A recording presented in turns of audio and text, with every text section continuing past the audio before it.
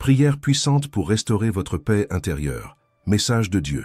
Avez-vous déjà eu l'impression de vous effondrer comme si votre âme implosait silencieusement, tandis qu'à l'extérieur vous luttiez pour paraître entier? Il y a des moments où tout en nous hurle, mais personne ne nous entend. La vie continue, les responsabilités persistent, le monde ne s'arrête jamais. Mais en vous, il y a un vide, une agitation, une bataille invisible qui vous vole votre paix, votre sommeil et même votre envie de prier. Et c'est précisément pourquoi cette puissante prière pour restaurer votre paix intérieure n'est pas seulement un message, c'est un sauvetage, une réponse. Une bouée de sauvetage au milieu du chaos. Ce n'est pas un hasard si vous êtes ici. Ce n'est pas un hasard. Quelque chose de plus grand vous appelle, un but caché derrière cette douleur et un message de Dieu qui est sur le point de toucher le plus profond de votre être. Ce n'est pas une prière ordinaire.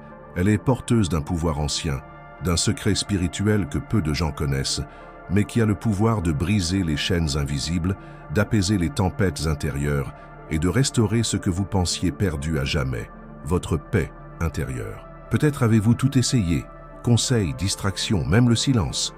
Pourtant, vous ressentez toujours comme un poids coincé dans votre poitrine, quelque chose que vous ne pouvez expliquer, qui vous empêche de respirer paisiblement. Ce sentiment n'est pas de la faiblesse, ce n'est pas un manque de foi. C'est un cri de votre esprit qui réclame quelque chose que le monde ne peut offrir. C'est votre cœur qui vous dit d'écouter Dieu, non seulement avec vos oreilles, mais avec votre âme. Il y a une clé cachée dans la parole, une vérité que beaucoup négligent et qui pourrait bien être exactement ce que vous cherchez. Jésus a quelque chose à vous dire directement, et ce message ne sera pas seulement entendu, il sera ressenti. Restez ici, car dans les prochaines minutes, nous allons entrer en territoire sacré. Vous comprendrez pourquoi votre paix a été si souvent volée, pourquoi même avec la prière, rien ne semble changer, et comment Dieu œuvre derrière tout cela d'une manière que vous n'auriez jamais imaginée. Mais avant que la révélation ne vienne, vous devez être prêt à la recevoir. Alors fermez les yeux une seconde, respirez profondément. Laissez-vous envahir par la sensation, car ce qui est sur le point de se produire n'est pas une simple vidéo, c'est une rencontre. Une rencontre avec celui qui connaît chaque larme silencieuse, chaque combat invisible, et qui aujourd'hui a choisi ce moment précis pour restaurer votre âme. Préparez-vous, car Dieu est sur le point de vous parler d'une manière qui va tout changer. Ouvrez votre cœur et comprenez, vous n'êtes pas là par hasard. Une prière puissante est en train de se répandre en vous, porteuse d'une onction spécifique pour restaurer votre paix intérieure. Ce message vous est parvenu parce que Jésus veut toucher des domaines dans lesquels vous avez déjà renoncé à lutter. Ici, sur cette chaîne, nous formons une communauté où personne ne marche seul. Si vous sentez que cette parole touche au plus profond de votre cœur, écrivez-la dans les commentaires avec foi. Je reçois cette paix qui vient de Dieu. Votre déclaration sera comme un autel dressé, un témoignage public que vous croyez que la guérison intérieure est possible, et cela commence aujourd'hui. Si ce message vous interpelle, n'hésitez pas à aimer cette vidéo. Votre acte de foi peut amener d'autres personnes qui souffrent à découvrir ce contenu et à recevoir la même parole de délivrance. N'oubliez pas, un simple « j'aime » peut devenir l'instrument de Dieu pour atteindre quelqu'un sur le point de renoncer à la vie. Et si vous ne faites pas encore partie de cette famille, inscrivez-vous. Ici, vous trouverez bien plus que des vidéos. Un accompagnement spirituel, du réconfort pour l'âme et des paroles qui viennent directement du cœur de Dieu. Ici, vous vous souviendrez toujours que vous n'êtes pas seul. Jésus a révélé quelque chose d'extrêmement important à propos de votre combat intérieur. Il y a une vérité cachée qui ouvrira la porte à votre cœur. Préparez-vous spirituellement, car la révélation est proche. Fermez les yeux un instant, respirez profondément et laissez chaque mot vous envelopper comme une étreinte céleste. Dieu est sur le point de toucher votre esprit de manière surnaturelle. Il a quelque chose à vous dire et ce message est pour vous. Marthe faisait les 100 pas. Son esprit s'emballait, son cœur s'agitait, ses pieds couraient dans la maison. C'était Jésus qui était là, mais elle ne pouvait s'arrêter. La paix que beaucoup disent ressentir en présence de Dieu semblait lui filer entre les doigts. Pendant ce temps, sa sœur Marie choisissait de s'asseoir, simplement s'asseoir. Écoutez être. Marthe était troublée par cela. Elle trouvait cela injuste. Et puis, au milieu de son trouble intérieur, Jésus la regarda avec tendresse et dit « Marthe, Marthe, tu t'inquiètes et tu es bouleversée pour bien des choses. » Luc 10, 41. Ce discours de Jésus, si simple et pourtant si profond, révèle plus qu'un moment intime. Il touche à quelque chose que beaucoup d'entre nous vivent en silence. L'esprit qui ne s'arrête jamais, qui s'emballe, qui hurle, qui lutte même à genoux en prière. Avez-vous déjà essayé de prier et réalisé que votre esprit était perdu dans 1000 pensées? Vous êtes-vous déjà senti coupable, comme si vous ne saviez pas comment chercher Dieu correctement? Et si je vous disais que cette agitation n'est peut-être pas de votre faute, mais le symptôme de quelque chose de bien plus profond? Vous n'êtes pas seul si vous avez essayé de vous concentrer sur Dieu, mais votre esprit repassait sans cesse la facture, le combat, les mauvaises nouvelles, le rejet, la peur. Le manque de paix intérieure naît souvent de là, dans un esprit qui refuse de se calmer. Et plus on essaie de l'ignorer, plus il crie fort. Cela signifie-t-il que nous sommes loin de Dieu? Est-ce un manque de foi? Ou sommes-nous simplement épuisés de tout porter seuls, y compris le fardeau de paraître spirituellement fort en permanence? L'histoire de Marthe et Marie nous montre que même en présence de Jésus, il est possible d'être en guerre intérieure, et cela change tout. Car si même Marthe, devant le Fils de Dieu lui-même, ne pouvait se reposer, cela signifie que Jésus ne nous rejette pas lorsque nous sommes anxieux. Il n'exige pas de nous une performance spirituelle parfaite. Il nous invite à nous asseoir, à nous arrêter, à écouter, à abandonner le contrôle. Le rétablissement de notre paix commence lorsque nous décidons intentionnellement de cesser de lutter contre nos propres pensées et de nous tourner vers la présence de Jésus comme Marie l'a fait. Mais c'est plus difficile qu'il n'y paraît, car s'arrêter exige la foi. Cela exige la confiance que le monde ne s'effondrera pas si nous nous déconnectons un instant pour être avec Dieu. Cela demande du courage d'admettre « je ne peux pas le supporter ». Mais lui-ci. Vous êtes-vous déjà accordé ce droit? Le droit de ne rien faire d'autre que de vous asseoir spirituellement aux pieds de Jésus. De ne pas chercher à tout contrôler, à tout résoudre, à tout penser. Marthe était agitée car elle ressentait le besoin de servir, de ranger, d'être utile. Combien de fois vous êtes-vous surpris à penser qu'il fallait gagner la paix de Dieu, que tout devait être en ordre, que tout était réglé avant de pouvoir vous reposer? Mais Jésus dit, Marie a choisi la meilleure part et elle ne lui sera pas enlevée. La meilleure part, c'est le silence en sa présence. Le choix de s'arrêter et d'exister simplement devant Dieu, et cela n'a rien à voir avec le mérite. C'est une question d'abandon. Il y a des gens qui vivent des années sans savoir ce que signifie le silence. Le silence n'est plus le repos. C'est une torture, car lorsque tout autour d'eux se tait, le brouhaha intérieur s'intensifie. Pensées trépidantes, dialogues mentaux, accusations, mauvais souvenirs, inquiétudes pour le lendemain. L'âme réclame le repos, mais l'esprit reste en guerre. Avez-vous déjà ressenti cela? Avez-vous essayé de vous taire extérieurement, mais le brouhaha intérieur était assourdissant? Eh bien, sachez ceci, Jésus connaît cette guerre. Il l'a vue en Marthe, et il la voit en vous. Mais il n'est pas venu vous juger pour votre agitation. Il est venu vous apprendre à rester immobile. La prière qui apporte la guérison commence dans le silence, mais pas dans un silence forcé. C'est le silence de l'abandon. Le silence qui survient lorsque, même avec tout ce qui n'est pas résolu, vous vous autorisez à respirer et à dire « Jésus, prends mon esprit, je n'en peux plus ». C'est dans ce lieu que la paix intérieure commence à se rétablir. Ce n'est pas l'absence de pensée, c'est la présence de la confiance. Lorsque Marie s'est assise, le monde ne s'est pas arrêté, mais en elle, quelque chose s'est réorganisé. Et c'est là la clé. N'attendez pas que tout soit en ordre autour de vous pour rechercher la paix. La paix qui guérit précède l'ordre. Elle vient de Jésus, même au cœur du chaos. Respirez profondément. Le sentez-vous? Une invitation s'adresse à votre cœur en ce moment même. Un appel à cesser de lutter contre votre propre esprit et à vous reposer dans l'amour de Dieu. Vous n'avez pas à la mériter. Il vous suffit de l'accepter. La paix que Dieu offre n'est pas fragile comme la paix du monde. Elle ne dépend pas d'une stabilité extérieure. Elle naît au plus profond de votre âme, lorsque vous laissez Jésus entrer dans cette partie de votre esprit que vous cachez même à vous-même. Et il veut d'y entrer, dans la confusion, dans la peur, dans le doute, dans l'épuisement mental, car c'est précisément là que commence la restauration.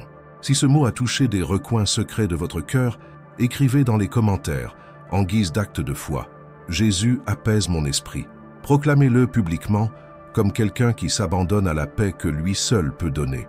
Parfois, votre prière la plus puissante est celle que vous formulez par un simple commentaire, non par vanité, mais comme un appel collectif à la guérison intérieure. Commentez avec foi, comme quelqu'un qui croit faire le premier pas vers la libération mentale à laquelle son âme aspire si désespérément. Mais il y a quelque chose que personne n'a réalisé dans cette histoire. Et quand vous le comprendrez, tout aura du sens. Il se regarda dans le miroir mais ne se reconnut plus. L'étincelle dans ses yeux avait disparu, laissant place à une lassitude profonde et inexplicable. Ce n'était pas seulement physique. C'était un épuisement qui montait dans sa poitrine, comme si son âme portait des tonnes invisibles. Un poids informe, sans nom, qui l'empêchait de respirer paisiblement. Vous connaissez ce genre de fatigue qui ne s'améliore pas avec le sommeil, qui ne disparaît pas avec les vacances, qui ne disparaît pas avec les distractions. Ce genre d'épuisement émotionnel vous consume en silence. Vous continuez à vivre, à sourire, à produire, mais intérieurement vous vous éteignez un peu chaque jour. Et le plus cruel, c'est que presque personne ne le remarque. Parce qu'extérieurement, tout semble normal. Tel était le cri du psalmiste dans le psaume 42. Une prière crue déchirée sans filtre. « Pourquoi es-tu abattu, ô mon âme? Pourquoi es-tu en ébullition au-dedans de moi » Psaume 42, 5. Ce n'est pas une belle prière, c'est un cri. Le gémissement d'une âme qui ne comprend pas pourquoi elle se sent si vide. Le psalmiste ne décrit pas un problème extérieur. Il fait face à une douleur intérieure, un abîme en lui-même. Et peut-être êtes-vous exactement là où vous êtes. Peut-être que vous aussi, vous portez un cœur las sans même pouvoir vraiment expliquer pourquoi. Vous savez seulement que malgré tous vos efforts, la paix ne vient pas. Votre âme ne trouve aucun repos. La prière ne coule pas. Et vous commencez à vous demander, y a-t-il quelque chose qui ne va pas chez moi? Combien de fois avez-vous ressenti cela et vous êtes-vous reproché de ne pas pouvoir simplement prier, de ne pas pouvoir vous élever avec joie, de ne pas pouvoir adorer Dieu avec légèreté? Est-ce un manque de foi? Ou est-ce votre cœur qui essaie de vous dire qu'il est trop blessé pour continuer à faire comme si tout allait bien? Le psalmiste dans ce texte nous enseigne quelque chose de puissant.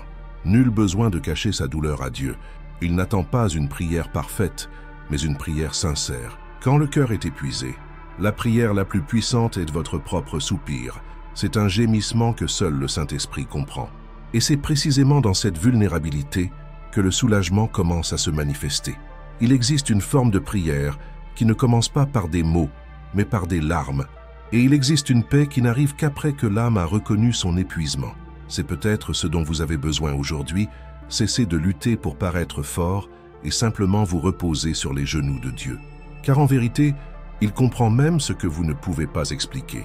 Il n'a pas besoin que vous disiez tout correctement. Il a juste besoin que vous soyez prêt à abandonner ce qui vous retient encore. Et lorsque le psalmiste dit « Attends Dieu, car je le louerai encore », il ne le dit pas avec force, mais avec une foi qui survit au milieu de la faiblesse. La paix intérieure que vous recherchez si désespérément pourrait-elle attendre ce moment d'abandon, cet instant où vous cessez de chercher à tout comprendre et accepter simplement l'étreinte de la grâce? La restauration émotionnelle ne commence pas lorsque tout est résolu. Elle commence lorsque vous cessez de fuir la douleur et commencez à la présenter au Père. Dieu n'est pas impressionné par vos belles paroles, mais touché par votre sincérité. Il ne rejette pas un cœur brisé. Il s'approche, il se penche. Il écoute. Et plus qu'écouter, il agit. Il va vers les cœurs fatigués non pour les juger, mais pour les guérir. Imaginez le psalmiste seul écrivant ce psaume en larmes. Imaginez le sentiment d'épuisement, d'abandon, de frustration. Il n'y avait pas d'auditoire, pas de temple, pas de culte. Il n'y avait qu'un seul homme et sa douleur devant Dieu. Et c'est là, au plus profond de l'âme, qu'est né l'un des passages les plus puissants des Écritures. Car il y a quelque chose de sacré dans la souffrance, révélé dans la prière. Il y a une présence que l'on ne perçoit qu'au cœur de la lassitude. Une présence qui n'exige rien en retour, qui n'exige pas de performance mais offre le repos.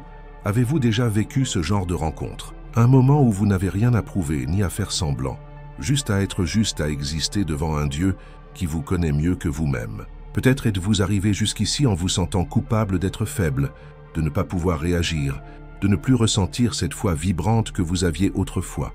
Mais que diriez-vous si je vous disais que c'est précisément là, dans cette profonde lassitude, que Dieu veut vous rencontrer?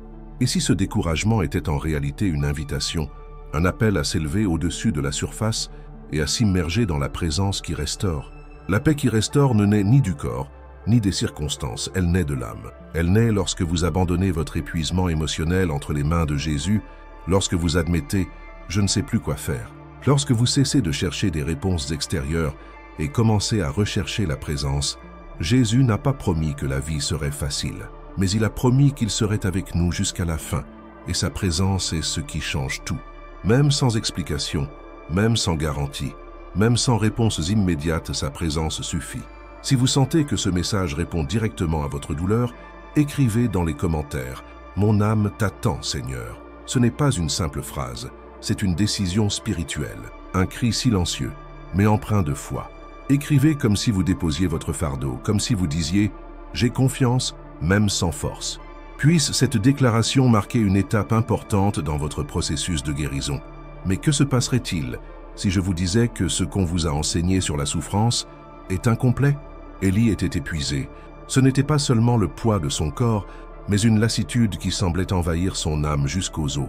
Après avoir mené un intense combat spirituel, après avoir été utilisé surnaturellement par Dieu, il se retrouve en fuite. La menace de Jézabel le paralyse et le pousse au désert. Et là, sous un buisson, il reprend ses esprits. Il s'assied, il pleure, il implore la mort. « C'est assez, Seigneur, prends-moi la vie. » 1 Roi 19, 4. Le prophète qui avait affronté les rois et les prophètes de Baal pouvait à peine se relever, et ce qui brisa Élie, ce ne fut pas une armée, ce ne fut pas un ennemi extérieur, c'est l'épuisement intérieur. L'anxiété qui s'installa comme un poison lent, minant sa volonté de continuer.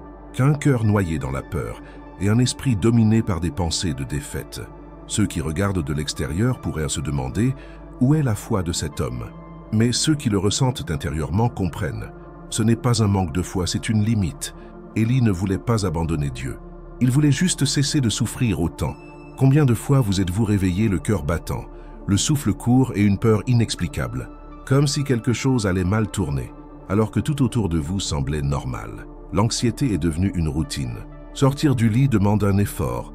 Prier devient difficile, car les pensées prennent le dessus sur les mots. On a l'impression que notre corps est en guerre contre nous. Et au milieu de tout cela, la culpabilité surgit. Pourquoi est-ce que je ressens cela, alors que je crois en Dieu? La vérité est que même les plus forts, les plus spirituels, les plus pieux, peuvent se retrouver dans des déserts émotionnels. Élie le prouve. Et son histoire n'est pas une réprimande, c'est un soulagement. Car Dieu ne l'a pas abandonné au milieu de son effondrement. Dieu n'a pas crié. Il n'a pas exigé la foi. Dieu a envoyé un ange. Et l'ange n'est pas venu nous réprimander. Il a apporté du pain et de l'eau. Et il a dit « Lève-toi et mange, car le voyage est trop long pour toi. » 1 Roi 19, 7. Dieu connaît les limites de votre cœur. Il sait qu'il y a des jours où la paix intérieure semble impossible, que la peur de ce qui pourrait arriver étouffe, que le poids de la routine est écrasant, que l'esprit devient un champ de mine, et il n'attend pas de vous que vous guérissiez seul. Il s'approche, il vous apporte du réconfort. Élie n'a pas été guéri par ses propres forces, mais par la sollicitude de Dieu. L'anxiété n'a pas été vaincue par des discours motivants, mais par le contact de la présence. Un ange qui s'approche en silence et vous offre son soutien. Et c'est peut-être ce dont vous avez besoin aujourd'hui. Ce n'est pas une réponse immédiate. C'est de la présence, c'est de l'attention. C'est l'amour d'un Dieu qui n'abandonne pas les siens au milieu du désert de l'âme.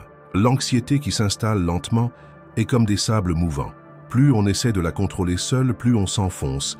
Et si ce dont on avait besoin n'était pas de la combattre, mais de se reposer en son sein. Abandonnez-vous. Reconnaissez que vous avez atteint vos limites, que vous avez besoin d'un répit, d'un pain chaud dans le désert, d'un geste d'amour du ciel, et il vous l'envoie. Le repos commence quand on cesse de résister et qu'on se laisse prendre par ses soins. Dieu n'attend pas que vous soyez fort pour vous rendre visite. Il vient exactement au moment où vous êtes sur le point de tomber, quand vous avez déjà dit « Je n'en peux plus ». C'est alors que le ciel entre en action. La restauration émotionnelle et spirituelle ne se fait pas par des formules miracles, mais par la vulnérabilité. Élie dormit, mangea et se reposa. Après cela, Dieu parla. Remarquez l'ordre. D'abord, Dieu parla de l'épuisement physique et émotionnel. Ensuite, il prodiguait des conseils. Peut-être cherchez-vous à entendre la voix de Dieu au milieu de vos tourments intérieurs.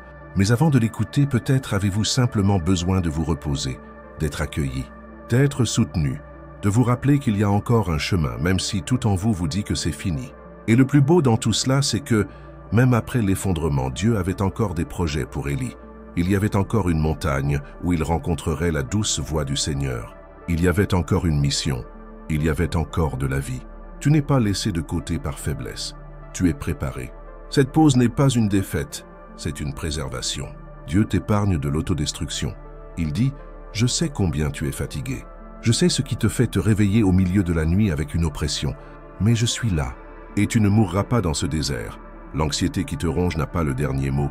Le dernier mot vient de celui qui insuffle la paix dans le chaos, qui envoie des anges invisibles pendant ton sommeil, qui prépare des provisions pendant ton deuil, Il est fidèle. Il ne te laissera pas dans cet état, mais il a besoin que tu cesses de tout résoudre à la force de ton bras, que tu respires simplement, que tu reçoives. Si ce message révèle ce que vous portez en vous, commentez avec foi « Seigneur, je reçois ton attention ».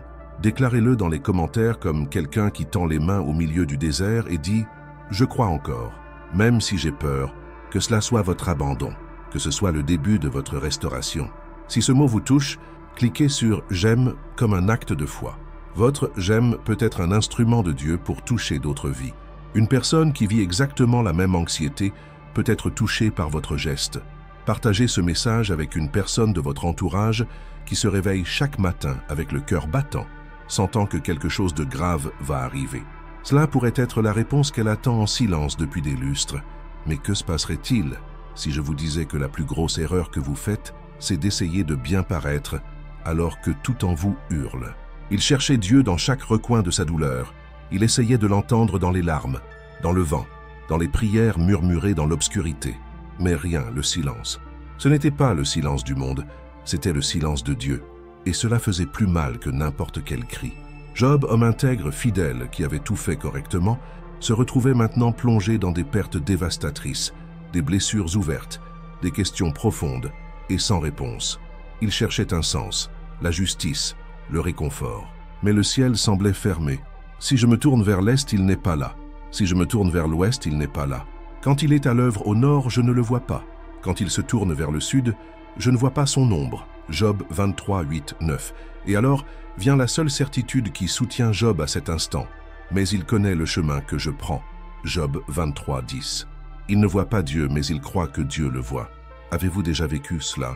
Avez-vous prié de tout votre cœur sans rien ressentir? Avez-vous imploré une réponse et reçu le silence? Et puis, comme quelqu'un qui lutte pour garder la foi, vous vous demandez « M'entend-il encore? Ai-je fait quelque chose de mal ?» Et si je vous disais que le silence de Dieu n'est pas toujours synonyme de rejet, que parfois c'est précisément dans ce silence qu'il façonne votre confiance? L'absence de signe ne signifie pas une absence d'attention. Job nous le montre. Au milieu des ténèbres les plus profondes, il choisit de faire confiance, non pas parce qu'il comprend, mais parce qu'il connaît le caractère de Dieu. Il dit « Mais il connaît la voie que je prends. S'il m'éprouve, j'en sortirai pur. » Job 23, 10. Même sans rien ressentir, Job déclare « Je sortirai purifié de cette épreuve. » Combien de fois avez-vous pensé que la paix intérieure ne viendrait que lorsque Dieu parlerait haut et fort, clairement et immédiatement? Mais et si la paix qui restaure venait précisément d'une foi silencieuse, de la décision de continuer à faire confiance, même quand tout semble vide? Le silence blesse, mais il est aussi instructif. Il nous apprend à dépendre, à faire confiance à l'invisible, à mûrir spirituellement. Job a tout perdu, mais il n'a pas perdu la foi. Il ne comprenait pas pourquoi, mais il a choisi de suivre. Et cela est bien plus puissant que n'importe quel miracle visible. Car c'est dans ce silence que naît la vraie confiance, celle qui ne repose pas sur des sentiments, mais sur des promesses. Celle qui n'exige pas d'explication, mais qui repose sur la souveraineté d'un Dieu qui sait ce qu'il fait. Beaucoup de gens croient que si Dieu est silencieux, c'est parce qu'il est distant. Mais cette idée n'est pas seulement fausse, elle est cruelle, car elle impose à ceux qui souffrent un fardeau que Dieu n'a jamais placé. Le silence divin n'est pas une punition, c'est un processus. Dieu n'était pas absent de l'histoire de Job, il était présent en permanence, observant, soutenant, attendant le moment précis pour intervenir. Et lorsqu'il parle, tout change.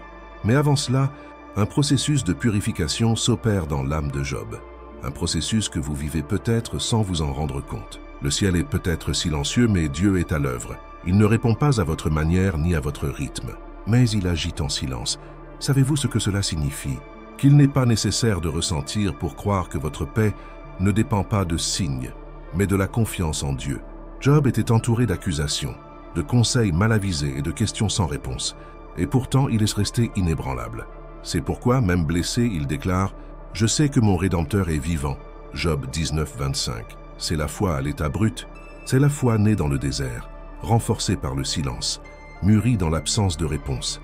La foi qui soutient l'âme lorsque la logique ne suffit plus. Et c'est précisément ce genre de foi qui restaure la paix intérieure, car elle ne dépend pas des circonstances. Elle repose sur la certitude que Dieu connaît le chemin. Vous ne comprenez peut-être pas pourquoi vous traversez cette épreuve. Peut-être priez-vous chaque jour, et le ciel reste silencieux. Peut-être avez-vous cherché du réconfort dans des messages, des offices et des chants, et pourtant, vous ressentez un vide douloureux. Mais cette douleur n'est pas la fin. Ce silence n'est pas un rejet. C'est l'espace entre l'épreuve et le témoignage, entre la douleur et la guérison. Entre le désespoir et la révélation, Job n'était pas prisonnier de la souffrance. Il en est sorti. Et il en est sorti avec une foi plus profonde, plus solide et plus vraie. Cela peut vous arriver aussi. Si vous ressentez ce silence de Dieu, écrivez dans les commentaires. Même en silence, j'ai confiance en toi. Réagissez comme quelqu'un qui décide, malgré la douleur, de continuer à croire. Non pas comme quelqu'un qui la ressent, mais comme quelqu'un qui choisit de faire confiance. Cette déclaration est puissante. Elle pourrait être le premier pas vers la restauration à laquelle vous aspirez tant. Mais que se passerait-il si je vous disais que la peur qui vous paralyse face à l'avenir pourrait être alimentée par un mensonge que vous croyez vrai? La peur s'installa comme un épais brouillard suffocant. C'était l'aube lorsqu'elle sortit du lit, le cœur battant la chamade, les pensées en désordre, avec le sentiment tenace que quelque chose de grave allait arriver. Il n'y avait aucune raison logique, aucune menace concrète. Mais la peur de ce qui n'était pas encore arrivé et qui n'arriverait peut-être jamais la piégeait dans un cercle vicieux d'anxiété. Elle essaya de prier, mais chaque mot semblait s'évaporer. Elle essaya de faire confiance, mais l'incertitude de l'avenir la plongea dans un abîme de pensées catastrophiques. C'est ce genre de peur dont peu parlent, mais que beaucoup vivent en silence. La peur du lendemain, la peur de l'inconnu, la peur de la perte, de l'échec, de l'incapacité à faire face. Et puis nous assistons à une scène qui change tout. La mer déchaînée, le vent qui souffle avec violence, les disciples terrifiés. Jésus est avec eux, mais endormi. Comment trouver le repos quand tout semble sur le point de sombrer? C'est ce qui nous déconcerte. Car la logique humaine nous crie, si Jésus se souciait vraiment de moi, cela n'arriverait pas. Mais la vérité, c'est qu'il est là, dans le même bateau, présent, même quand tout semble hors de contrôle. Et lorsque les disciples désespérés le réveillent, il se lève, menace le vent et dit à la mer, « Silence, tais-toi ». Marc 4,39. Et bientôt, le calme revient. Ce que cette scène nous enseigne ne se limite pas à la puissance de Jésus sur les circonstances. Elle révèle quelque chose de bien plus profond. La véritable paix ne dépend pas d'une mer calme, mais de savoir qui est dans la barque avec nous. La tempête était réelle, mais la présence de Jésus l'était tout autant. Et ce qui effrayait les disciples, ce n'était pas seulement le vent, c'était l'idée qu'ils pourraient être détruits, même avec Jésus à leur côté. Leur peur est la même que la nôtre. Et si Dieu ne fait rien? Et s'il ne me sauve pas? Et si je coule? Mais Jésus demande, « Pourquoi avez-vous si peur? N'avez-vous pas encore la foi ?» Marc 4,40. Il ne les condamne pas pour leur peur, mais les invite à regarder au-delà de ce que leurs yeux voient, à faire confiance non pas à la situation, mais à la présence. Combien de fois avez-vous perdu le sommeil en anticipant des tragédies qui n'ont jamais eu lieu? Combien de fois votre cœur a-t-il été en guerre pendant des jours à cause de quelque chose qui n'est jamais arrivé? Cette peur de l'avenir est comme un courant invisible qui vous vole votre paix, anéantit votre espoir et sape votre confiance en Dieu. Mais la vérité, c'est que demain n'existe pas encore, et quand il existera, Dieu sera déjà là. Non seulement il marche avec vous dans le présent, mais il vous précède aussi, ouvrant des chemins, fermant des portes dont vous ignoriez la nécessité et ouvrant des opportunités que vous n'auriez jamais imaginées. La peur de l'avenir révèle quelque chose de très grave, notre besoin de contrôle. Nous voulons être sûrs que tout ira bien, que rien ne dévie de nos plans, que la vie suivra le scénario que nous avons imaginé. Mais Jésus nous invite à faire le contraire. Il nous appelle à faire confiance au milieu de ce que nous ne comprenons pas, à nous abandonner même sans réponse, à nous reposer, même au cœur de la tempête, car la véritable paix, celle qui restaure l'âme, ne naît pas de la prévisibilité. Elle naît de la présence. Respirez profondément, fermez les yeux. Imaginez-vous dans ce bateau, le vent fort, les vagues, le désespoir. Maintenant, voyez Jésus debout, tendant la main et apaisant tout. C'est ainsi qu'il agit à son rythme, avec autorité, avec amour. Il ne permet pas aux tempêtes de vous détruire, mais de révéler où se trouve votre foi. Lui ferez-vous confiance même lorsque tout semble perdu? Choisirez-vous de vous reposer même sans comprendre? Car la paix intérieure n'est pas l'absence de lutte, c'est savoir qui se bat pour vous. Si ce mot vous a parlé, écrivez dans les commentaires avec foi « Jésus apaise la mer en moi ». Ce n'est pas une simple phrase, c'est un abandon. C'est comme crier du fond du bateau « J'ai confiance même quand j'ai peur ». Déclarez cela comme un acte de foi, d'abandon, et laissez-le vous montrer que le calme peut naître en vous, avant même de s'étendre à l'extérieur. Mais que se passerait-il si je vous disais que votre foi n'a pas besoin d'être parfaite pour fonctionner et que même les plus forts ont dit « je n'en peux plus ». Il ne pouvait plus le cacher. La voix de son fils était désespérée. Le garçon hurlait, se convulsait, tombait à terre et écumait. Les disciples essayaient, mais rien ne se produisait. Cette scène d'impuissance rongeait le cœur du père. Combien de nuits blanches? Combien de fois avait-il dû tenir son propre fils pour qu'il ne se fasse pas mal? Combien de fois avait-il prié pour une solution? Il savait qui était Jésus. Il avait entendu parler de miracles. Mais ce jour-là, ce qui l'animait n'était pas une foi solide, mais un fil d'espoir soutenu par la douleur. Et puis, lorsqu'il rencontre enfin Jésus, ses paroles brisent l'air avec une sincérité brutale. « Si tu peux quelque chose, aie compassion de nous et viens à notre secours. » Marc 9, 22. Et Jésus, avec tendresse et vérité, répond « Si tu peux, tout est possible à celui qui croit. » Donc, 23. À ce moment-là, le Père dit ce que vous pourriez avoir peur de dire à voix haute « Je crois, aide-moi à surmonter mon incrédulité. » Vic. 24. C'est l'une des déclarations les plus humaines de la Bible, car elle ne romance pas la foi. Elle ne l'idéalise pas comme quelque chose de parfait, d'inébranlable, à l'abri du doute. Au contraire, elle révèle que même la foi la plus fragile, la plus chancelante et la plus vacillante peut toucher le cœur de Dieu. Combien de fois avez-vous ressenti cela? Vous croyez en Dieu, mais vous avez peur. Vous priez, mais vous vous demandez si vous êtes entendu. Vous parlez de miracles, mais vous doutez qu'ils existent encore pour vous. Votre foi n'a pas disparu, mais elle n'est plus la même. Et cela vous affecte, car il y a une exigence voilée, voire directe, de faire confiance sans hésitation, de déclarer avec autorité, de prophétiser avec conviction. Mais que faire quand tout ce que vous pouvez dire est « Jésus, je veux croire, mais une partie de moi est trop fatiguée pour continuer ». Cette tension entre foi et fragilité est plus courante qu'on ne le pense. Mais presque personne n'a le courage de l'admettre, car affirmer sa foi faible ressemble à une défaite spirituelle. Cela ressemble à un péché. Mais que diriez-vous si je vous disais que la véritable restauration ne commence pas par la force, mais par la sincérité? Que Jésus n'exige pas une foi parfaite, il accueille la foi sincère. Ce père de l'histoire n'a pas été rejeté. Jésus ne lui a pas tourné le dos à cause de ses doutes. Au contraire, il a guéri l'enfant. Il a exaucé la prière imparfaite. Car ce qui touche le cœur de Dieu, ce n'est pas l'accomplissement de votre foi, mais la vérité de votre abandon. Vous n'avez pas besoin de faire semblant d'être fort pour être entendu. Vous n'avez pas besoin de cacher vos questions pour être accepté. Dieu n'a pas peur de votre faiblesse. Il ne recule pas devant votre confusion. La paix intérieure que vous recherchez si désespérément ne viendra pas d'une foi qui prétend être forte. Elle s'obtient lorsque vous vous autorisez à être vulnérable devant Jésus. Lorsque vous abandonnez même votre incrédulité. Lorsque vous dites « Je ne sais pas comment m'en sortir, mais je te cherche toujours ». C'est dans cet abandon que les cieux s'ébranlent. Peut-être votre foi a-t-elle été ébranlée par une perte, par des prières qui n'ont pas été exaucées comme vous l'espériez, par des promesses qui ne se sont pas encore réalisées. Peut-être êtes-vous las de croire, et c'est pourquoi vous êtes resté silencieux. Mais il y a une vérité qui doit résonner en vous. La foi n'est pas un sentiment constant, c'est une décision quotidienne. C'est se réveiller et choisir de faire confiance, même sans le voir. C'est se traîner dans la prière, même sans le ressentir. C'est dire « Viens au secours de mon incrédulité ». Même lorsque l'espoir est à ses limites, Jésus comprend cette lutte. Et il est plus proche de ceux qui admettent leur faiblesse que de ceux qui font semblant de tenir bon. Voyez-vous la beauté de tout cela?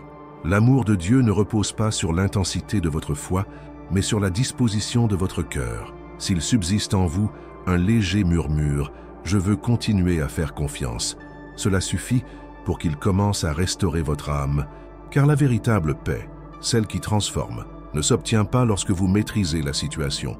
Elle s'acquiert lorsque vous abandonnez tout, y compris votre instabilité spirituelle. Si ce mot vous a parlé, commentez avec foi et vérité.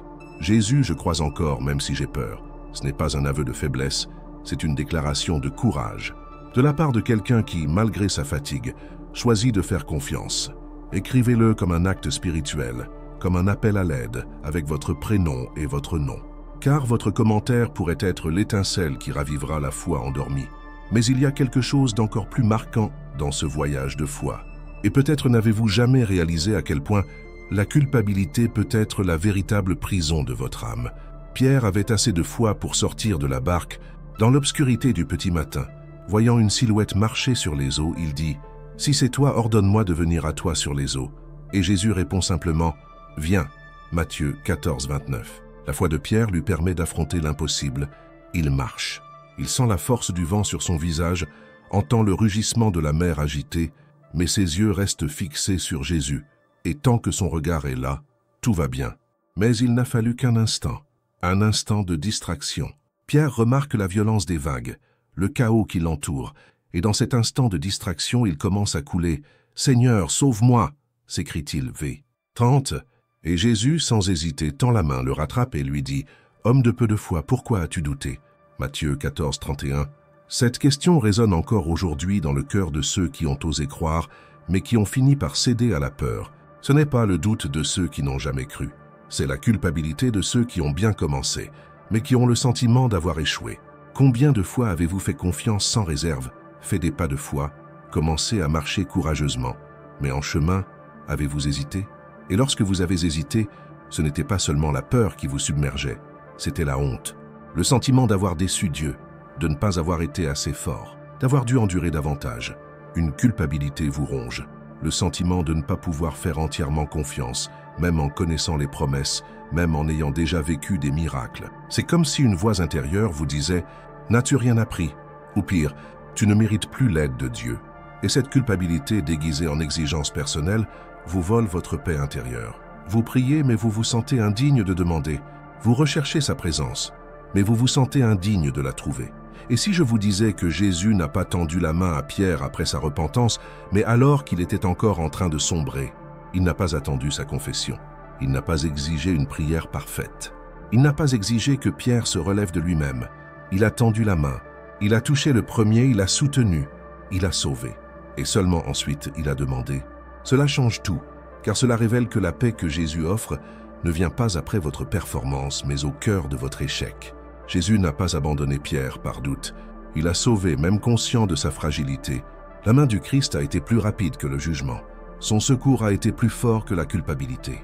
Avez-vous déjà réfléchi au fait que le plus grand obstacle à votre guérison émotionnelle n'est peut-être pas la douleur elle-même, mais la culpabilité que vous ressentez à cause de cette douleur? Car la religion enseigne parfois que la vraie foi ne vacille pas. Cette confiance absolue ne tolère pas les crises. Mais Jésus réfute cette affirmation à chaque geste. Il se rapproche de ceux qui sombrent. Il répond à ceux qui crient même dans la peur. Il restaure non pas ceux qui n'ont jamais douté, mais ceux qui ont trébuché en chemin. La paix intérieure n'est pas un trophée pour les forts. C'est un cadeau pour ceux qui sont brisés.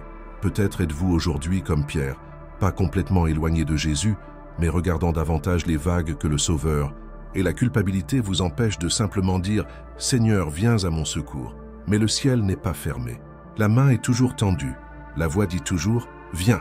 Et même si votre foi est faible, même si vous avez honte d'avoir douté, sachez que Jésus vous choisit toujours, vous appelle toujours, vous soutient toujours. Peu importe le nombre de fois où vous avez sombré, il marche toujours vers vous. Si ce message vous a interpellé, écrivez dans les commentaires « Seigneur, même si j'ai peur, je tends la main ». Déclarez cela comme un acte de foi, même si votre foi est chancelante. C'est la déclaration spirituelle de quelqu'un qui reconnaît « J'ai besoin de lui encore, toujours ». Et si vous connaissez quelqu'un qui se sent coupable de ne pas pouvoir lui faire pleinement confiance, partagez ce message. C'est peut-être exactement ce que son cœur réclame en silence. Et si ce message vous a touché, cliquez sur « J'aime » en signe de foi. Votre « J'aime » pourrait être utilisé par Dieu pour atteindre quelqu'un sur le point d'abandonner. Partagez ceci avec quelqu'un qui a l'impression que Dieu est déçu de lui. Peut-être a-t-il simplement besoin de savoir que la main de Jésus est toujours tendue. Mais ce que vous êtes sur le point d'entendre ensuite pourrait complètement transformer votre vision de la souffrance en silence. Et peut-être révéler une douleur que vous avez cachée même à vous-même. Hannah entrait au temple année après année, le cœur toujours aussi lourd. Son visage serein dissimulait un désespoir silencieux. Elle souriait aux autres femmes, répondait poliment à leurs regards et accomplissait tous les rituels religieux. Mais intérieurement, elle était déchirée. La Bible dit qu'elle avait l'âme amère. 1 Samuel 1,10. Ce n'était pas une tristesse passagère. C'était une douleur constante, lancinante, que personne ne voyait. Et pire encore, sa souffrance était source de moquerie. Pénina, qui avait des enfants, la taquinait sans cesse. Apparemment, Anne était stérile. Mais spirituellement, elle portait un cri qu'aucune autre femme de sa génération ne portait. Seulement personne ne le voyait, personne ne le remarquait, personne ne comprenait. Même le prêtre la jugea mal. Voyant Anne prier et pleurer en silence, il la crut ivre, car aux yeux des humains, une femme de Dieu ne devrait pas être si brisée, si blessée, si au bord de l'effondrement. Mais ce qu'il ignorait, c'est qu'Anne ne parlait pas avec sa bouche, elle parlait avec son cœur. 1 Samuel 1,13. Et cela suffisait à toucher le ciel. Avez-vous déjà ressenti cela? Brisé intérieurement, mais contraint de faire semblant que tout va bien? Avez-vous déjà dû retenir vos larmes devant des gens qui ne comprenaient pas votre douleur? Avez-vous déjà dû sourire alors que vous n'aviez qu'une envie? Disparaître quelques jours sans rien expliquer à personne? Anna représente tous ceux qui sont blessés émotionnellement, mais qui ont pris l'habitude de feindre la force, qui prient en silence, parce qu'ils ne peuvent plus exprimer leurs sentiments, qui sont épuisés, mais continuent d'être présents, de faire ce qu'on attend d'eux, de tenir leurs engagements. C'est la réalité de nombreuses personnes qui vivent en souriant extérieurement, mais en saignant intérieurement, et c'est épuisant. Car le prix à payer est double, la douleur et le fait de la cacher. La paix intérieure semble une promesse lointaine quand on vit avec un cœur déchiré, mais ce qu'Anna nous enseigne, c'est que Dieu ne répond pas seulement par des mots, il répond par des intentions, il répond aux gémissements silencieux, il répond aux cris que personne n'entend.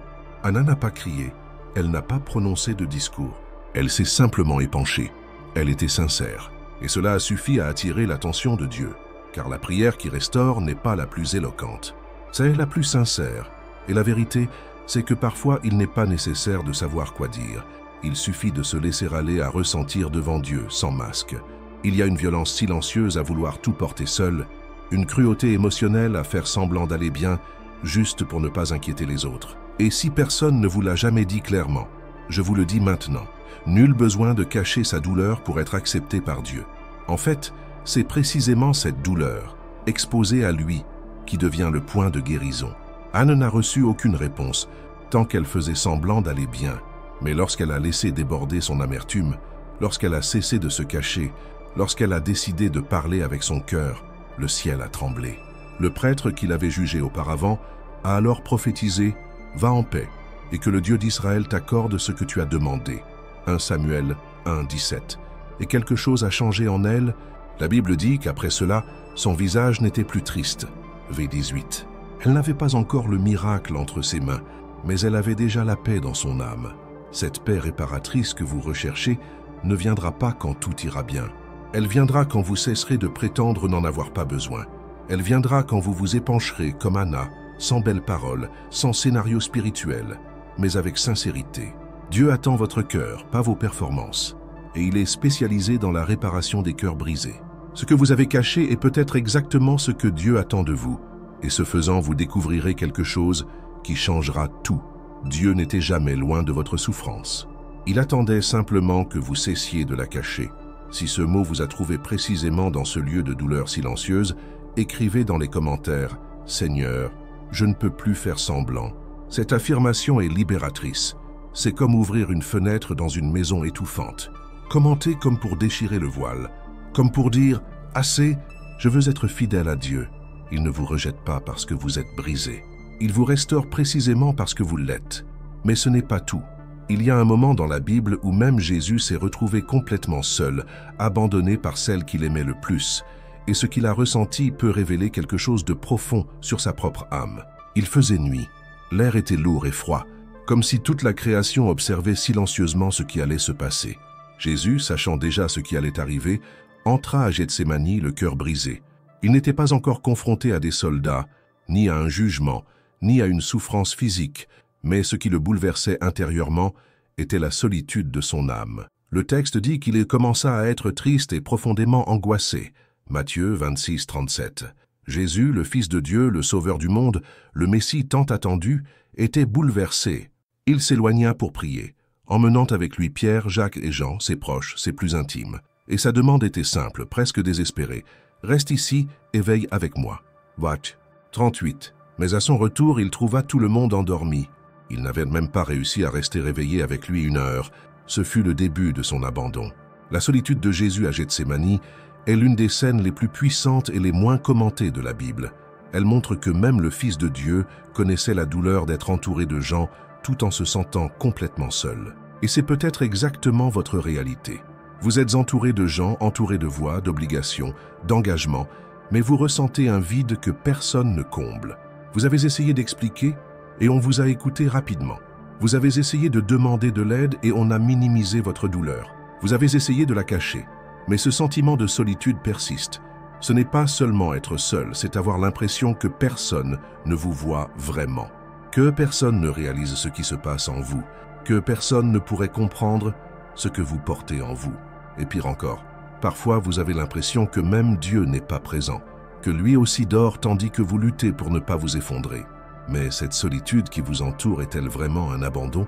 Ou est-ce le lieu où Dieu est sur le point de vous révéler quelque chose de puissant?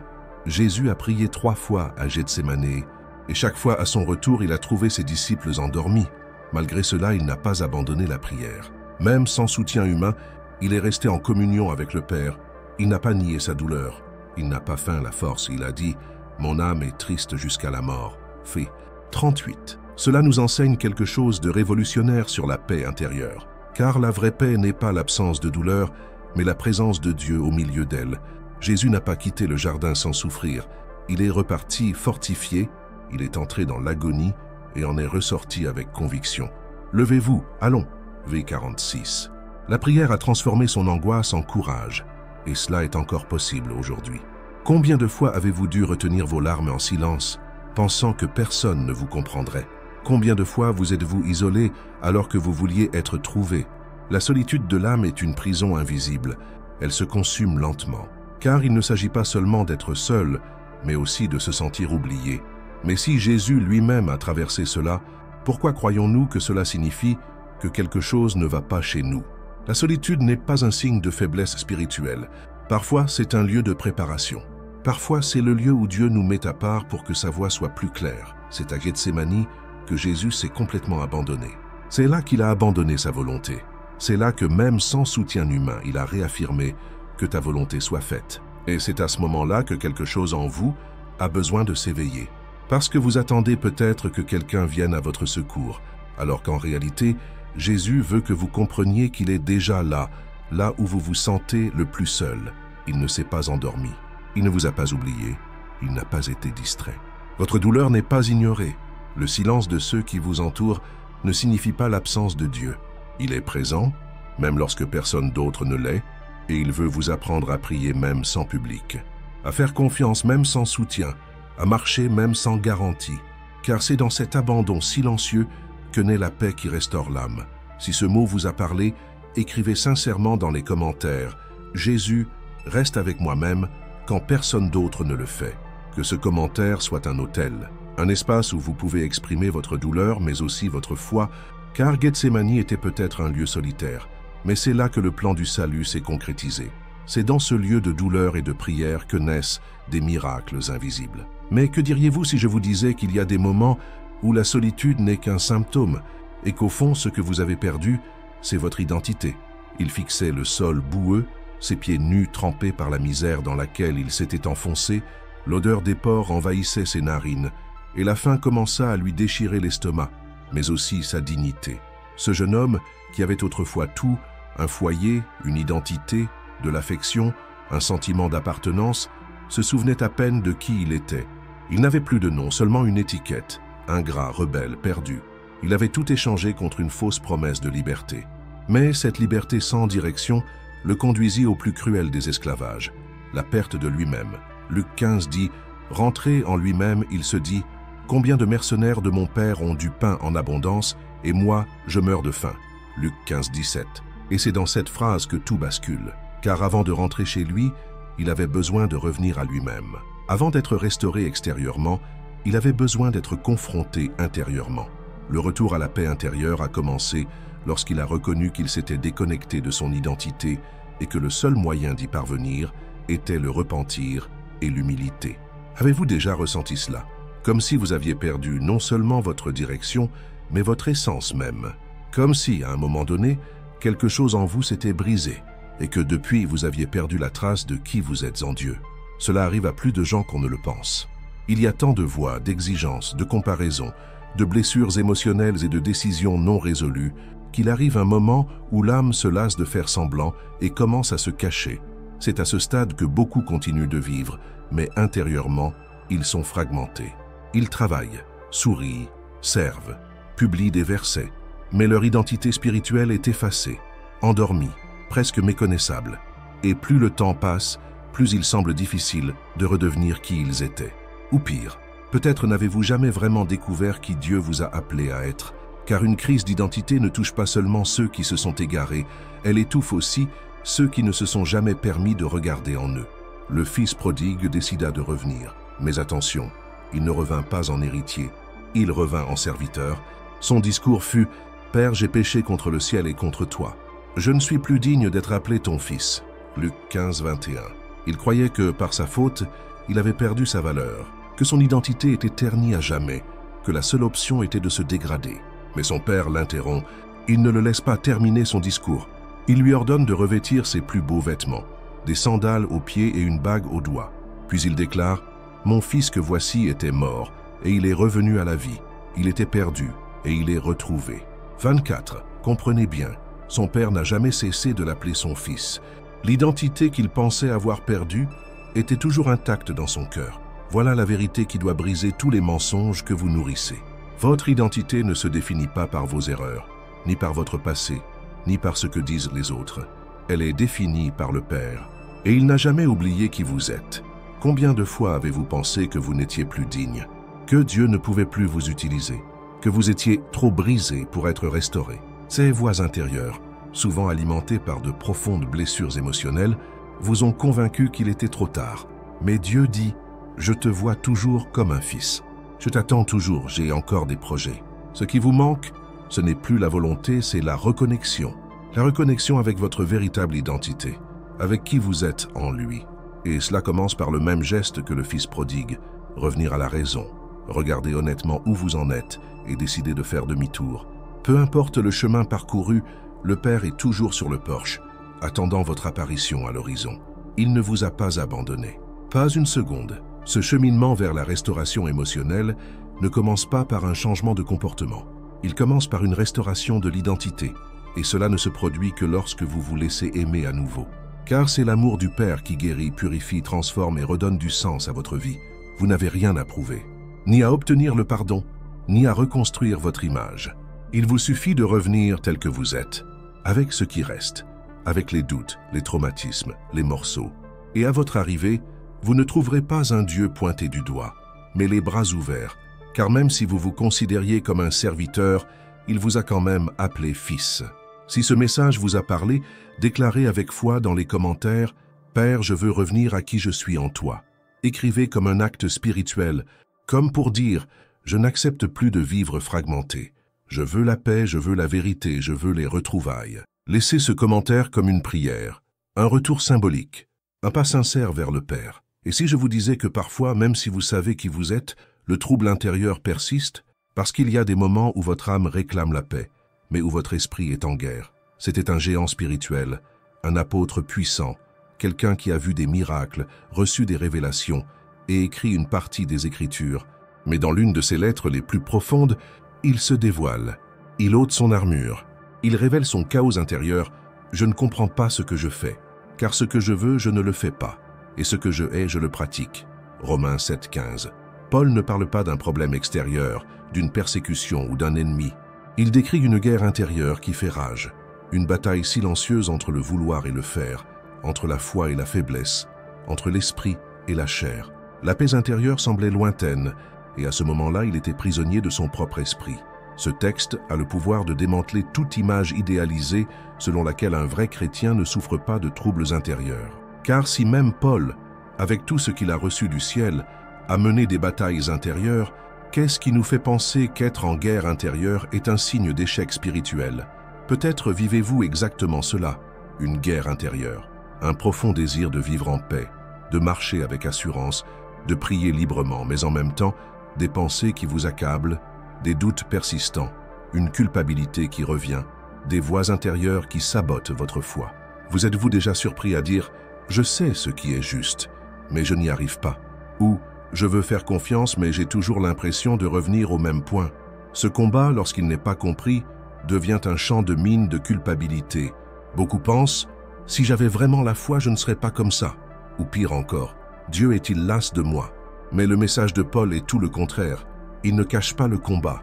Il le révèle, car la vraie foi n'est pas l'absence de lutte intérieure, mais le choix de continuer à faire confiance même lorsque l'esprit est en guerre. Au verset 24, Paul pousse un cri qui révèle la profondeur de son puits émotionnel. « Misérable que je suis, qui me délivrera de ce corps de mort ?» Romains 7, 24. Il reconnaît qu'il ne peut y parvenir seul. Sa volonté a des limites. Ce trouble intérieur ne peut être résolu par les seuls efforts humains. Et c'est dans ce moment d'abandon qu'il trouve la réponse.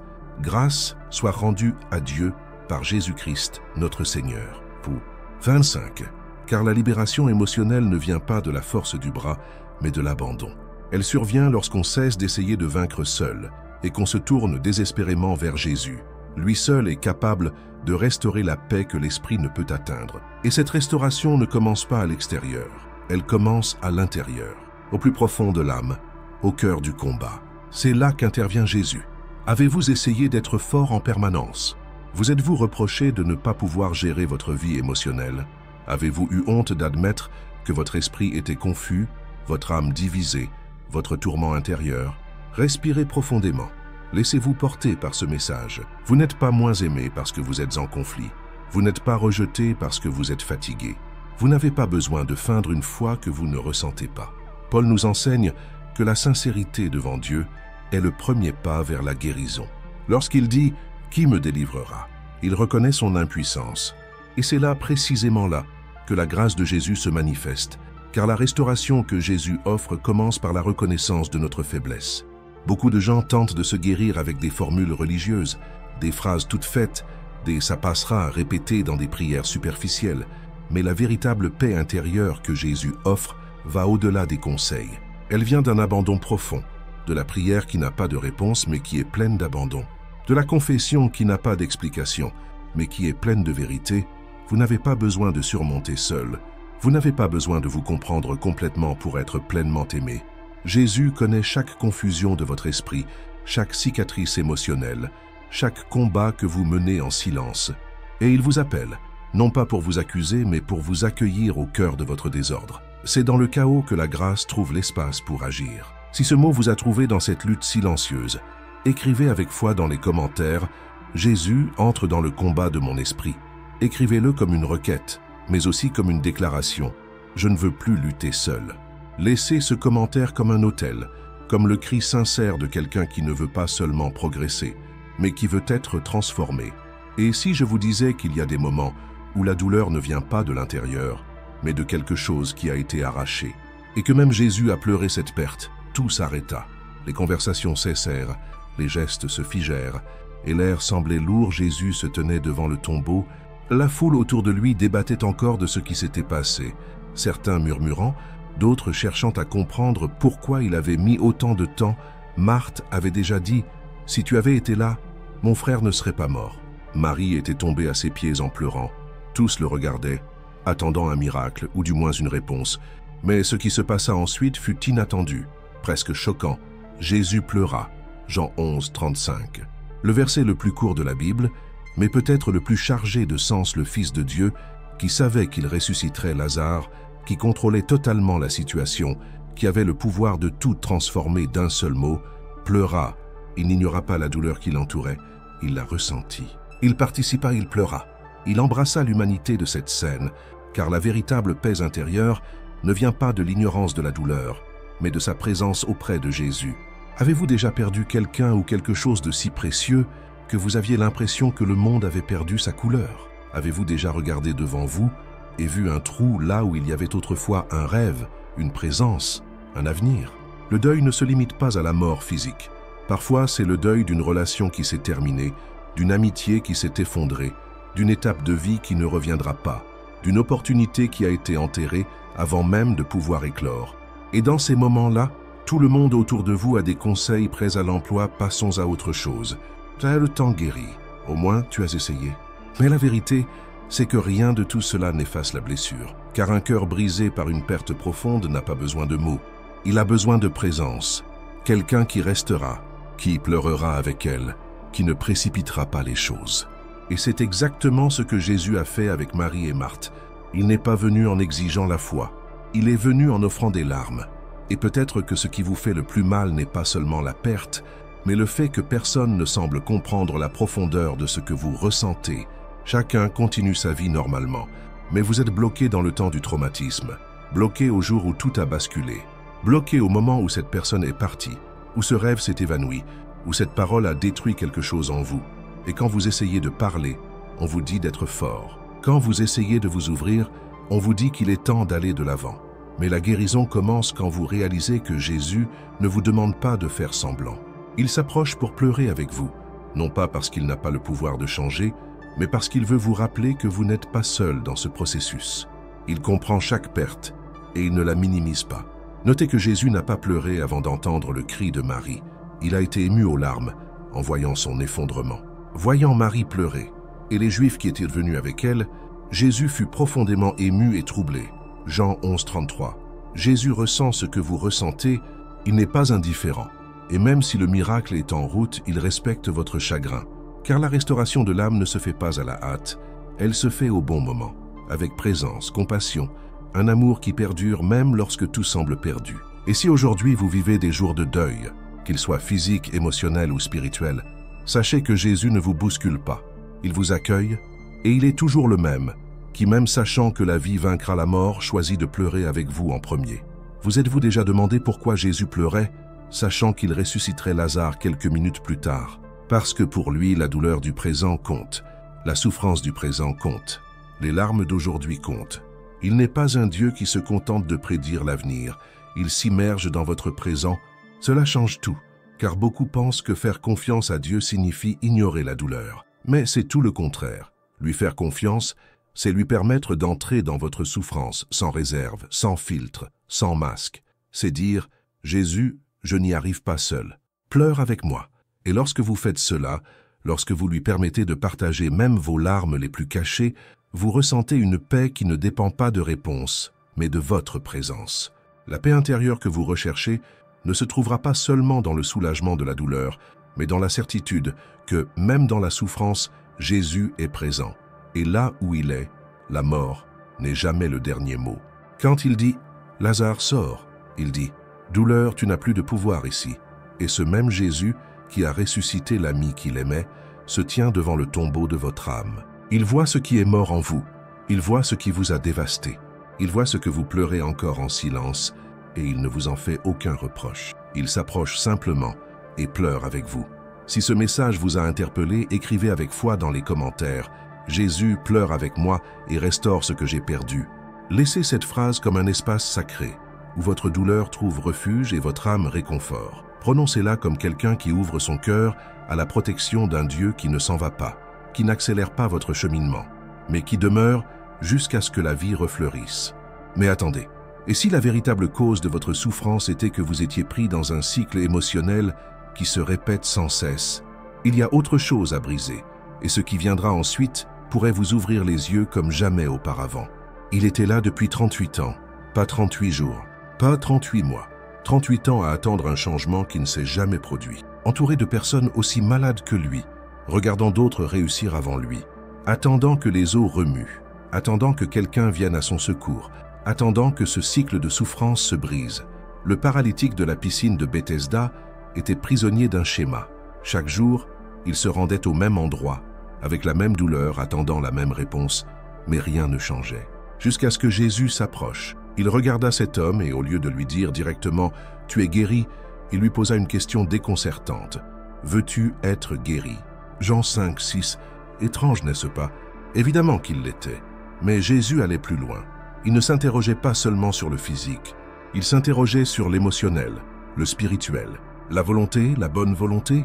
Car il y a des moments dans la vie où la douleur devient si courante qu'on s'y habitue et sans s'en rendre compte, l'âme entre dans un cycle de paralysie auquel il faut faire face avant de pouvoir guérir. Combien de fois vous êtes-vous retrouvé à répéter les mêmes schémas émotionnels, à tomber dans les mêmes pièges intérieurs, à essayer de changer mais à toujours revenir au même point? Certaines personnes vivent toute leur vie à tourner autour du même problème. Elles prient pour la paix intérieure, mais continuent à se nourrir de pensées angoissantes. Elles implorent la guérison, mais gardent les mêmes blessures ouvertes, jour après jour. Et comme l'homme dans la piscine, elles finissent par croire que c'est toujours la faute des autres. « Je n'ai personne pour m'aider à entrer dans la piscine quand l'eau est agitée », dit-il. V. 7. La faute en incombait au manque d'aide, à la lenteur des autres, à la chance. Mais Jésus n'a pas accepté cette excuse, car il savait que la première étape pour briser un cycle est d'assumer la responsabilité du changement. Et cette responsabilité commence par une décision intérieure. Je veux être transformé. Je veux la paix. Je veux être libre. Jésus ne lui a pas demandé ce qu'il avait fait ces 38 dernières années. Il n'a pas demandé d'explication. Il n'a pas formulé d'exigences religieuses. Il a simplement dit « Lève-toi, prends ton lit et marche ». Jean 5,8. Autrement dit, laisse derrière toi ce qui te paralyse. Car la véritable paix commence quand on obéit à la voix qui t'appelle à sortir du cycle. Et c'est peut-être précisément ton heure. Peut-être que tu es confronté à la même promesse depuis des années, mais quelque chose en toi ne veut pas se briser, parce que tu as appris à vivre avec la douleur. Tu pries, mais tu n'agis pas. Tu crois, mais tu ne te lèves pas. Et aujourd'hui, Jésus te demande avec la même profondeur, veux-tu vraiment guérir? Car vouloir, c'est renoncer aux excuses. C'est renoncer à la victimisation. C'est croire qu'il y a du nouveau, même quand tout semble trop ancien. Et voici une vérité qui pourrait vous bouleverser profondément. Toute souffrance prolongée n'est pas due à l'atermoiement de Dieu. Parfois, elle est le résultat d'une décision différée. Certains disent « j'attends Dieu », alors qu'en réalité, ils sont bloqués par peur du changement. Et ce qui vous paralyse, ce n'est pas la douleur elle-même, c'est la complaisance de survivre avec elle. L'homme à la piscine a été guéri parce qu'il a entendu la voix de Jésus et s'est relevé. Il n'a pas attendu que quelqu'un le porte. Il n'a pas dit « j'essaierai demain ». Il n'a pas remis en question la méthode. Il a simplement cru, et la guérison est venue instantanément. Car lorsque la foi rencontre l'action, le cycle est brisé, et ce qui semblait éternel prend fin. Si ce mot vous a touché, écrivez dans les commentaires avec foi « Jésus, je veux me libérer de ce cycle ». Pas un simple commentaire, mais un cri spirituel. Une décision publique de ne plus accepter de vivre prisonnier de la même souffrance émotionnelle. Déclarez cela comme quelqu'un qui se relève pour la première fois depuis des années, avec foi, courage et soif d'une nouvelle histoire. Si cette vidéo est un outil de guérison dans votre vie, cliquez sur « J'aime » comme un acte de foi et partagez-la avec quelqu'un qui a également besoin de briser un cercle vicieux. Votre simple geste peut servir de pont pour que d'autres puissent être touchés par cette parole. Mais ce n'est pas tout. Quelque chose d'encore plus puissant est sur le point d'être révélé, car il y a des moments où l'on prie, où l'on insiste, où l'on pleure, et pourtant, rien ne semble changer. Que faire quand la prière ne semble pas fonctionner? Elle frappait à la porte tous les jours, sans garantie, sans savoir si elle serait entendue. Elle savait seulement qu'elle ne pouvait pas abandonner cette femme, veuve, vulnérable, seule, faisait face à un juge qui ne craignait ni Dieu ni les hommes, mais cela ne l'empêchait pas de persévérer. Elle n'avait ni pouvoir, ni influence, ni argent. Elle n'avait qu'une seule chose, la persévérance. Et Jésus a raconté cette histoire dans Luc 18:1 pour enseigner une leçon qui touche directement le cœur de quiconque a tant prié, et rien n'a changé. Alors Jésus dit à ses disciples une parabole pour leur montrer qu'il faut toujours prier, sans se décourager. Luc 18:1. La douleur de ceux qui crient sans réponse est silencieuse, souvent honteuse. On plie les genoux, on verse des larmes, on répète des promesses. Mais le ciel semble fermé, et cela crée un sentiment que peu admettent. Vaut-il la peine de continuer à prier? Combien de fois vous êtes-vous dit « Dieu a peut-être des choses plus importantes à faire » ou « Peut-être que ma foi ne suffit pas » ou encore « Dieu m'a-t-il oublié ?» L'attente prolongée, le silence, l'absence de signes visibles, tout cela érode la foi, jour après jour. Et ce qui était autrefois une prière fervente se transforme en un monologue mécanique, une répétition creuse. Vous commencez à dire des mots avec votre bouche, mais votre cœur n'est plus là. La veuve de la parabole ne voyait aucun signe non plus. Le juge était injuste, inflexible. Froid, mais elle frappa, insista, revint, non pas parce qu'elle avait des garanties, mais parce qu'elle était convaincue. Si elle arrêtait, rien ne changerait. Et c'est peut-être la réponse dont vous avez besoin aujourd'hui. La clé de votre paix intérieure ne réside peut-être pas dans le fait de prier plus fort, mais dans le fait de ne pas cesser de prier, même lorsque tout vous pousse à abandonner. Jésus termine la parabole par une question qui résonne encore aujourd'hui. Quand le Fils de l'homme viendra, trouvera-t-il la foi sur la terre? Luc 18:8. Il ne parle pas d'une foi spectaculaire, pleine de signes et de prodiges. Il parle de la foi qui perdure, même en silence. La foi qui perdure, mais qui ne recule pas. La foi qui saigne, mais qui garde espoir. Car prier sans relâche n'est pas de l'obstination religieuse, mais de l'endurance spirituelle. C'est dire à l'enfer, aux peurs, à l'anxiété et aux pensées d'abandon, je crois encore. Prier sans abandonner est un acte de guerre. C'est déclarer que même lorsque les émotions sont faibles, l'espérance est toujours vivante. Et l'espérance vivante ouvre la voie au miracle. Mais il y a quelque chose que personne ne vous dit sur ce genre de persévérance. Elle vous façonne. Pendant que vous attendez une réponse, Dieu œuvre en vous. Il fait mûrir votre foi, purifie vos intentions, aligne votre cœur. Souvent, Dieu retarde la réponse afin que votre cœur soit prêt quand elle viendra. Car un miracle sans préparation peut devenir une malédiction. Une bénédiction intempestive peut devenir un fardeau. Et lui, en Père parfait, se soucie plus de ce que vous devenez que de ce que vous désirez recevoir. C'est pourquoi certaines réponses prennent du temps. Non pas que Dieu ne vous aime pas, mais parce qu'il vous aime trop pour vous donner quelque chose qui pourrait vous détruire. La prière n'est donc pas seulement un moyen d'accomplir quelque chose. C'est l'environnement où votre âme est façonnée, fortifiée, purifiée. C'est là que vous apprenez à faire confiance, même sans comprendre. Peut-être êtes-vous comme cette veuve. Vous frappez à la même porte depuis des années. Priez pour le même rêve, le même enfant, le même mariage, la même guérison, le même nouveau départ. Et le découragement tente de vous convaincre que rien ne changera. Mais Jésus vous dit, continuez, n'abandonnez pas, je vous écoute. Peut-être le juge humain vous a-t-il ignoré. Peut-être avez-vous été réduit au silence par les systèmes, rejeté par les gens, oublié par les institutions. Mais Jésus n'est pas comme le juge de la parabole. Il se soucie, il écoute, il répond. Et lorsqu'il viendra avec la réponse, tout prendra sens. Le temps passé à attendre ne sera pas du temps perdu. Ce sera un témoignage. Si ce mot vous a parlé, écrivez dans les commentaires avec foi « Je ne cesserai pas de prier ». Déclarez cela comme quelqu'un qui se relève d'une résignation, comme quelqu'un qui décide de continuer, même sans le voir, comme quelqu'un qui comprend que la persévérance dans la prière est plus puissante que 1000 excuses pour s'arrêter. Écrivez cela comme un acte spirituel, comme une graine de foi que vous plantez avec des larmes, mais qui, en temps voulu, portera ses fruits. Et si je vous disais que le plus grand champ de bataille ne réside ni dans l'attente ni dans la douleur, mais dans votre propre esprit, et si les pensées que vous nourrissez étaient les véritables voleurs de votre paix? Il savait exactement ce qu'il faisait. Lorsqu'il écrivait à l'église de Corinthe, Paul n'utilisait pas de mots creux ni de formules savantes. Il choisissait délibérément le langage du combat. Nous renversons les raisonnements et toute hauteur qui s'élève contre la connaissance de Dieu, et nous assujettissons toute pensée à l'obéissance de Christ. 1 Corinthiens 10, 5. Ce n'est pas une métaphore doucereuse, c'est une description du combat. Paul savait que le plus grand combat d'un chrétien ne se déroule pas à l'extérieur, mais à l'intérieur, dans l'esprit, dans les pensées qui surgissent sans prévenir et façonnent tout ce que nous croyons sur nous-mêmes, sur les autres et sur Dieu. Il ne parle pas d'idées reçues, il parle de forteresses, des structures mentales, souvent invisibles, qui emprisonnent l'âme. Et ces forteresses, lorsqu'elles ne sont pas détruites, perturbent la paix intérieure et étouffent l'espoir. Vous est-il déjà arrivé de penser « Je ne suis pas à la hauteur, Dieu ne m'entend pas ». Rien ne changera. Vous êtes-vous déjà réveillé avec un poids sans nom, une angoisse sans raison, une tristesse qui semble sans fin? Ces pensées ne surgissent pas de nulle part. Elles se nourrissent de vieux mensonges, de traumatismes non résolus, de paroles qui ont laissé des traces. Et quand on ne les identifie pas, on commence à les considérer comme des vérités absolues.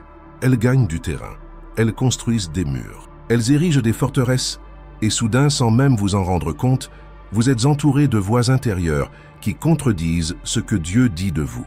C'est pourquoi Paul parle de maîtriser ces pensées, car si vous ne les maîtrisez pas, elles vous domineront. Prendre une pensée captive, c'est plus que l'ignorer, c'est l'affronter. C'est la regarder et dire « Tu n'as aucune autorité sur moi ». C'est appliquer la vérité de la parole de Dieu à tout ce qui a déformé votre identité. Ce n'est pas un processus instantané, mais c'est un processus possible. Et cela commence par la décision de ne pas accepter ce que votre esprit vous dicte. Car votre esprit en lui-même est facilement influençable. Il peut être façonné par la peur, la douleur, la culture et les réseaux sociaux. Mais lorsque vous l'abandonnez au Christ, lorsque vous soumettez chaque pensée à la vérité de l'Évangile, quelque chose change. Vous cessez d'être victime de votre esprit et devenez un guerrier de la foi. Peut-être en avez-vous assez de lutter contre des pensées qui vous paralysent, des pensées qui vous disent que vous n'y arriverez pas, que vous ne changerez jamais, que vous ne guérirez jamais. Et extérieurement, vous parvenez à le cacher. Vous souriez, travaillez, priez, participez, mais intérieurement, votre esprit est en guerre. Le champ de bataille est silencieux mais dévastateur, Et le pire, c'est que souvent, ceux qui vous regardent de l'extérieur pensent que tout va bien.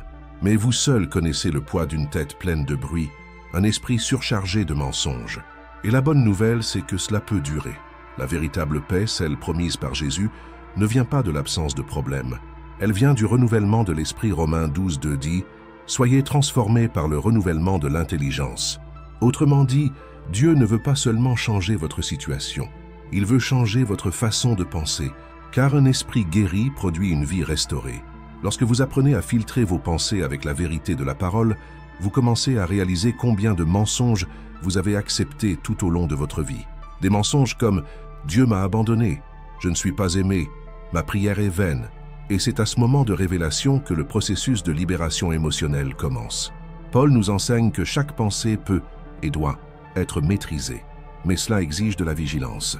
Ce n'est pas une attitude passive, il faut choisir ce que l'on nourrit. Et voici un point crucial. De nombreux chrétiens prient pour la paix, mais nourrissent quotidiennement leur esprit de tout ce qui crée la confusion. Ils passent des heures à consommer des contenus toxiques, à se comparer à des vies irréalistes, à se gaver de mauvaises nouvelles, puis à se demander pourquoi ils ne ressentent pas la paix de Dieu. La paix qui surpasse toute intelligence commence lorsque l'on choisit ce à quoi l'on pense. Philippiens 4:8 nous donne ce filtre, que tout ce qui est vrai, tout ce qui est honorable, tout ce qui est juste, tout ce qui est pur, pensez à ces choses. Vous n'êtes pas obligé d'accepter chaque pensée comme une vérité. Toutes les pensées qui vous traversent l'esprit ne viennent pas de Dieu, et nombre d'entre elles, en réalité, sont des flèches lancées par l'ennemi pour vous éloigner de la vérité qui vous libère. Sa stratégie a toujours été la même, semer le doute. C'était comme en Éden, Dieu a-t-il dit « Il n'a pas besoin de vous éloigner de Dieu. Il suffit de semer un doute subtil, un mensonge déguisé. C'est pourquoi votre esprit doit être protégé par la vérité.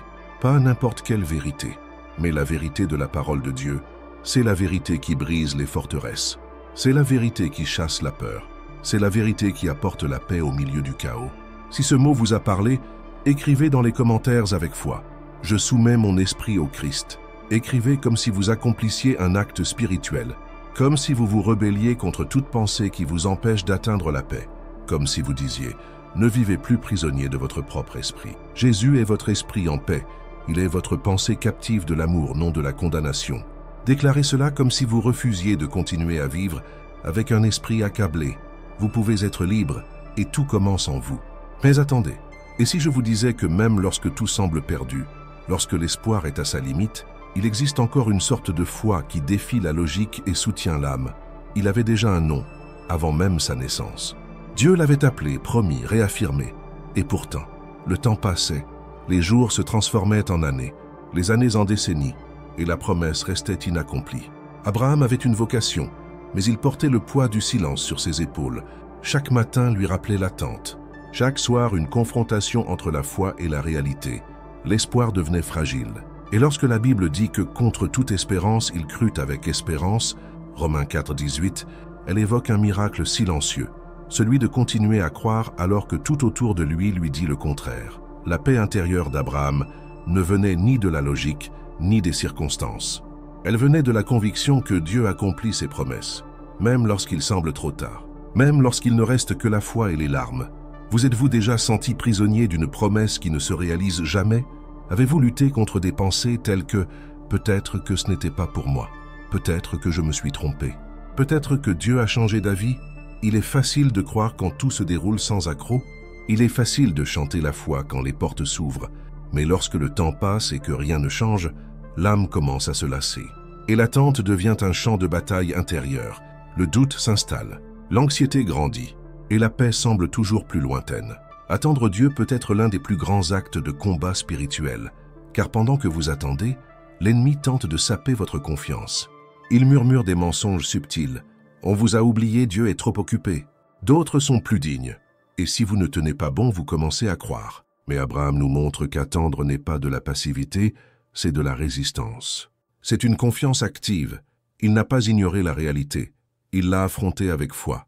Sans faiblir dans la foi, il reconnaissait que sa chair était pour ainsi dire morte, mais il n'a pas douté au sujet de la promesse de Dieu. Romains 4, 19, 20. C'est stupéfiant.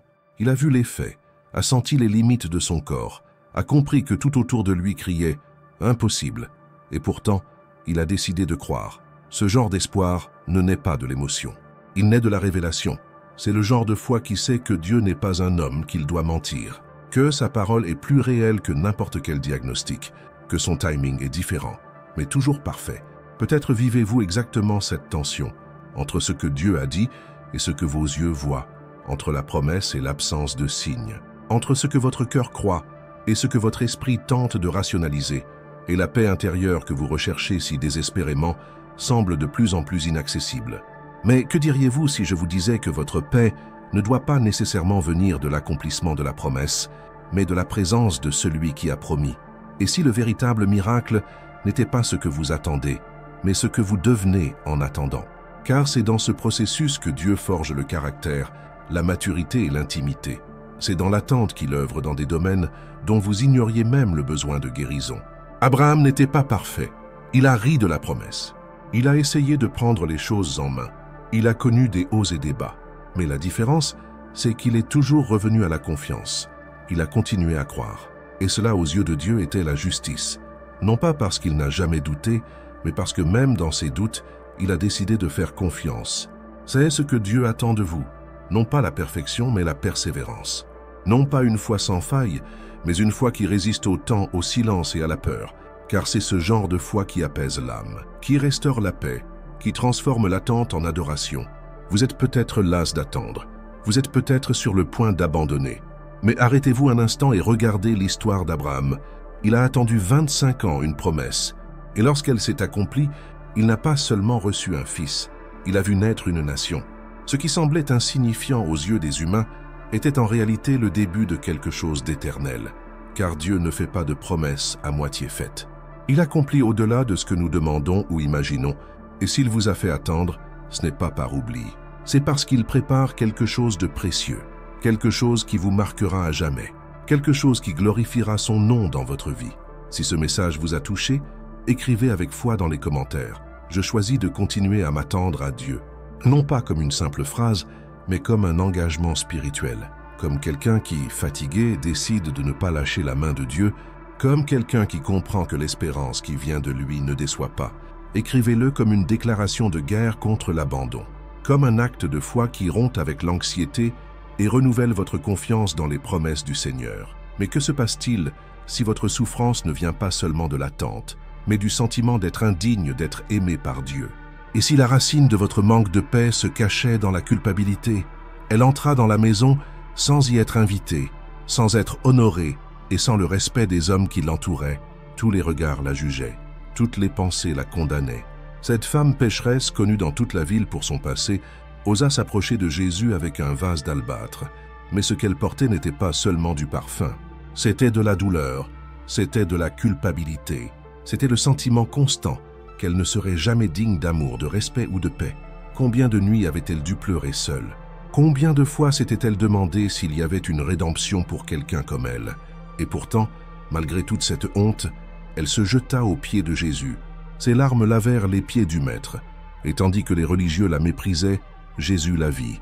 Il vit quelque chose que personne d'autre ne voyait, la repentance, la foi, l'amour sincère. Et là, dans cette pièce remplie de jugements, il déclara « Ses nombreux péchés lui ont été pardonnés parce qu'elle a beaucoup aimé. » Luc 7, 47. Ce n'est pas sa réputation qui la sauva.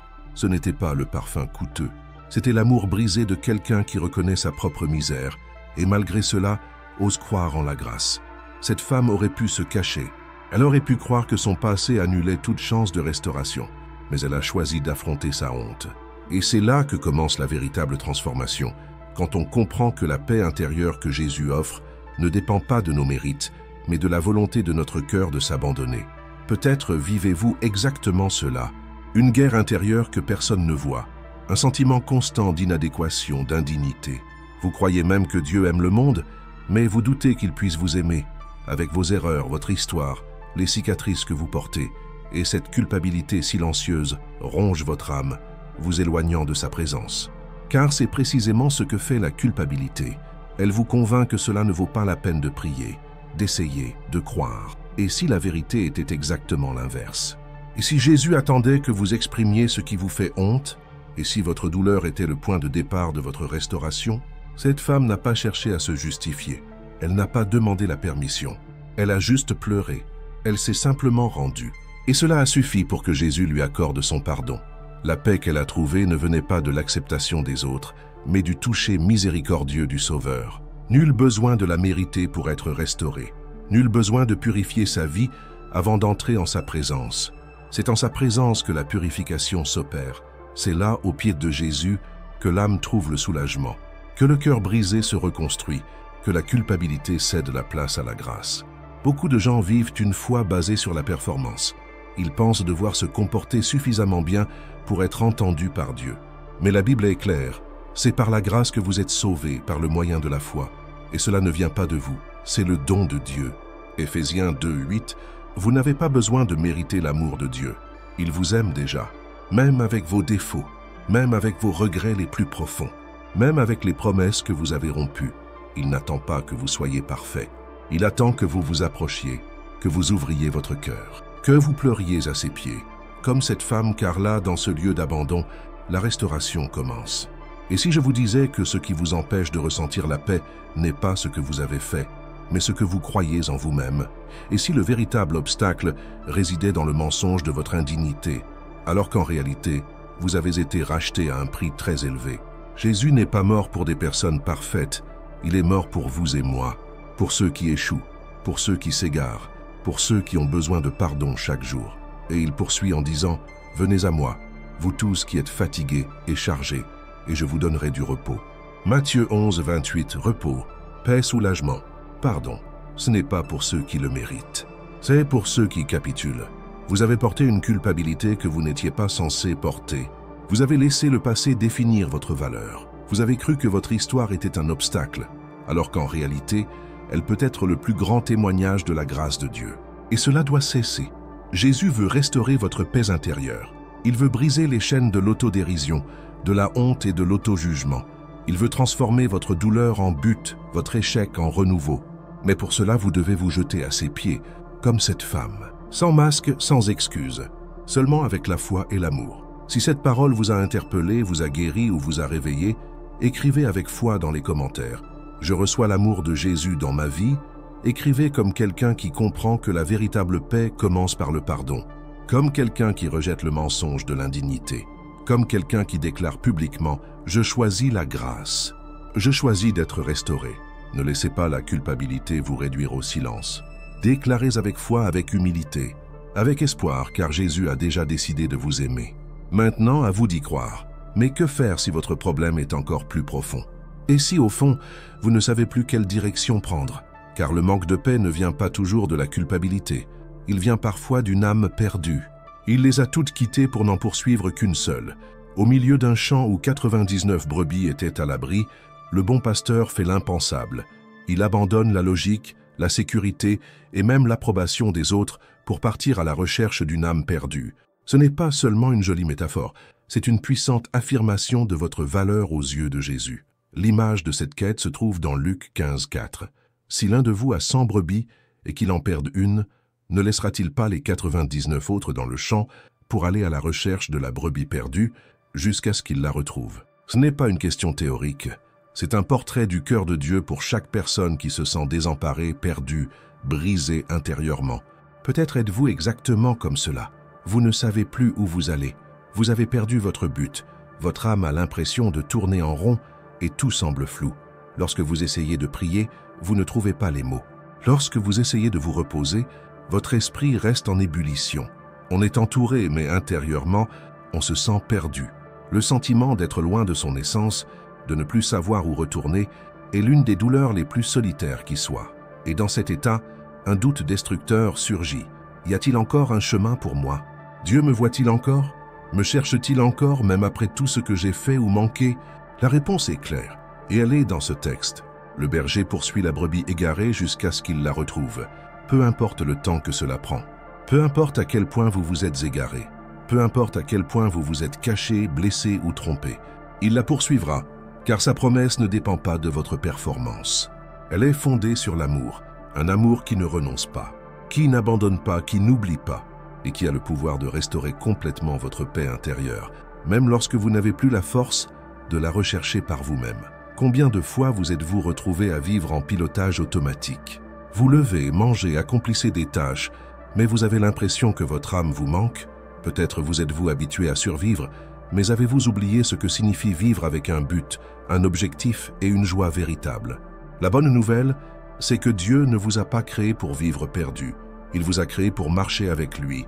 Et la paix que vous désirez tant, celle qui apaise votre cœur au milieu du chaos, ne se trouve pas dans plus de réponses, plus de contrôle, ni même plus de volonté. Elle se trouve dans la présence, dans les retrouvailles, le moment où vous cessez de tourner en rond et vous laissez trouver par le berger qui vous connaît par votre nom. Comprendre que vous n'avez plus besoin de faire semblant que tout va bien est libérateur. Vous pouvez admettre votre confusion. Vous pouvez confesser que vous ne savez plus où aller. Jésus n'attend pas de vous que vous ayez la carte. Il est le chemin. Il n'exige pas de vous que vous soyez fort. Il est votre force et maintenant, même si vous ne le voyez pas, il s'approche. Il vous trouve. Et savez-vous pourquoi? Parce que sa promesse est claire. Je suis le bon berger.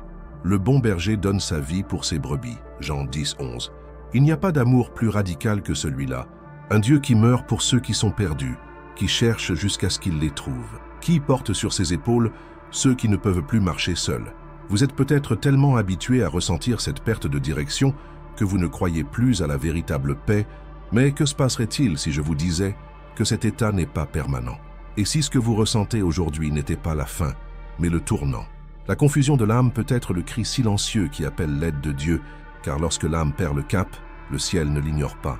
Le ciel bouge, le ciel descend.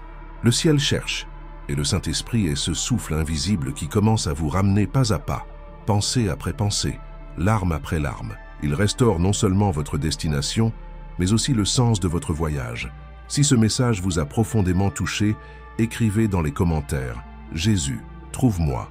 Écrivez comme quelqu'un qui a cessé de résister, comme quelqu'un qui comprend qu'il ne s'agit pas de connaître le chemin, mais d'être guidé. Écrivez comme un acte d'abandon, un appel silencieux mais sincère à la restauration. Que ce ne soit pas une simple phrase tapée à la machine, mais un cri spirituel, un abandon intérieur. Jésus vous cherche. Laissez-vous trouver. Mais que se passe-t-il lorsque même les retrouvailles suscitent la peur? Et si vous êtes si marqué par vos erreurs passées, si traumatisé par vos échecs passés, que vous avez peur de réessayer? L'histoire suivante révèle quelque chose qui peut vous libérer complètement.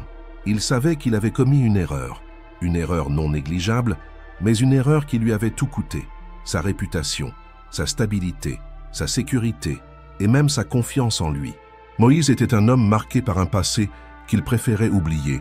Il avait tué un Égyptien, tenté d'agir seul, était impulsif, et c'est ainsi qu'il avait pris la fuite. Il avait passé 40 ans dans l'anonymat, 40 ans, à porter le poids de la culpabilité, de la honte et surtout de la peur. La peur de réessayer, la peur d'être à nouveau sollicité, la peur de commettre une autre erreur. Le sentiment d'incompétence grandissait silencieusement en lui. C'était comme si chaque jour dans le désert lui criait « Tu n'es plus utile, Dieu a choisi quelqu'un d'autre. Ton temps est révolu. » Mais c'est dans cette scène de fuite, dans cette terre aride et oubliée, que Dieu l'appela de nouveau du milieu d'un buisson ardent qui ne voulait pas se consumer. La voix du Seigneur résonna « Moïse, Moïse !» Exode 3:4. Et là, devant la sainte présence, Moïse ne répondit ni avec enthousiasme ni avec empressement. Il répondit avec résistance. « Qui suis-je pour aller vers Pharaon et faire sortir d'Égypte les Israélites ?» Exode 3:11. La réponse de Dieu est la clé pour restaurer la paix intérieure de quiconque est prisonnier de la peur de l'échec. « Je serai avec toi. » Exode 3:12. Ce qui compte, ce n'est pas qui vous êtes. Ce qui compte, ce n'est pas ce que vous avez fait. Ce qui compte, c'est qui est avec vous. Combien de fois vous êtes-vous senti ainsi, comme quelqu'un que Dieu pourrait utiliser? Mais plus maintenant.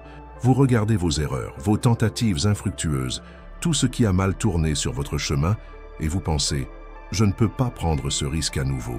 Et si je tombe? Et si je déçois Dieu? Et si je suis à nouveau frustré ?» La peur de l'échec paralyse. Elle étouffe la foi. Elle sabote l'audace. Et souvent, elle se déguise en prudence spirituelle. Mais en vérité, cette peur est une prison. Une prison qui maintient votre âme agitée, anxieuse, pleine de doutes, vous empêchant de connaître la liberté qui n'existe que dans l'obéissance confiante. Moïse a essayé de discuter.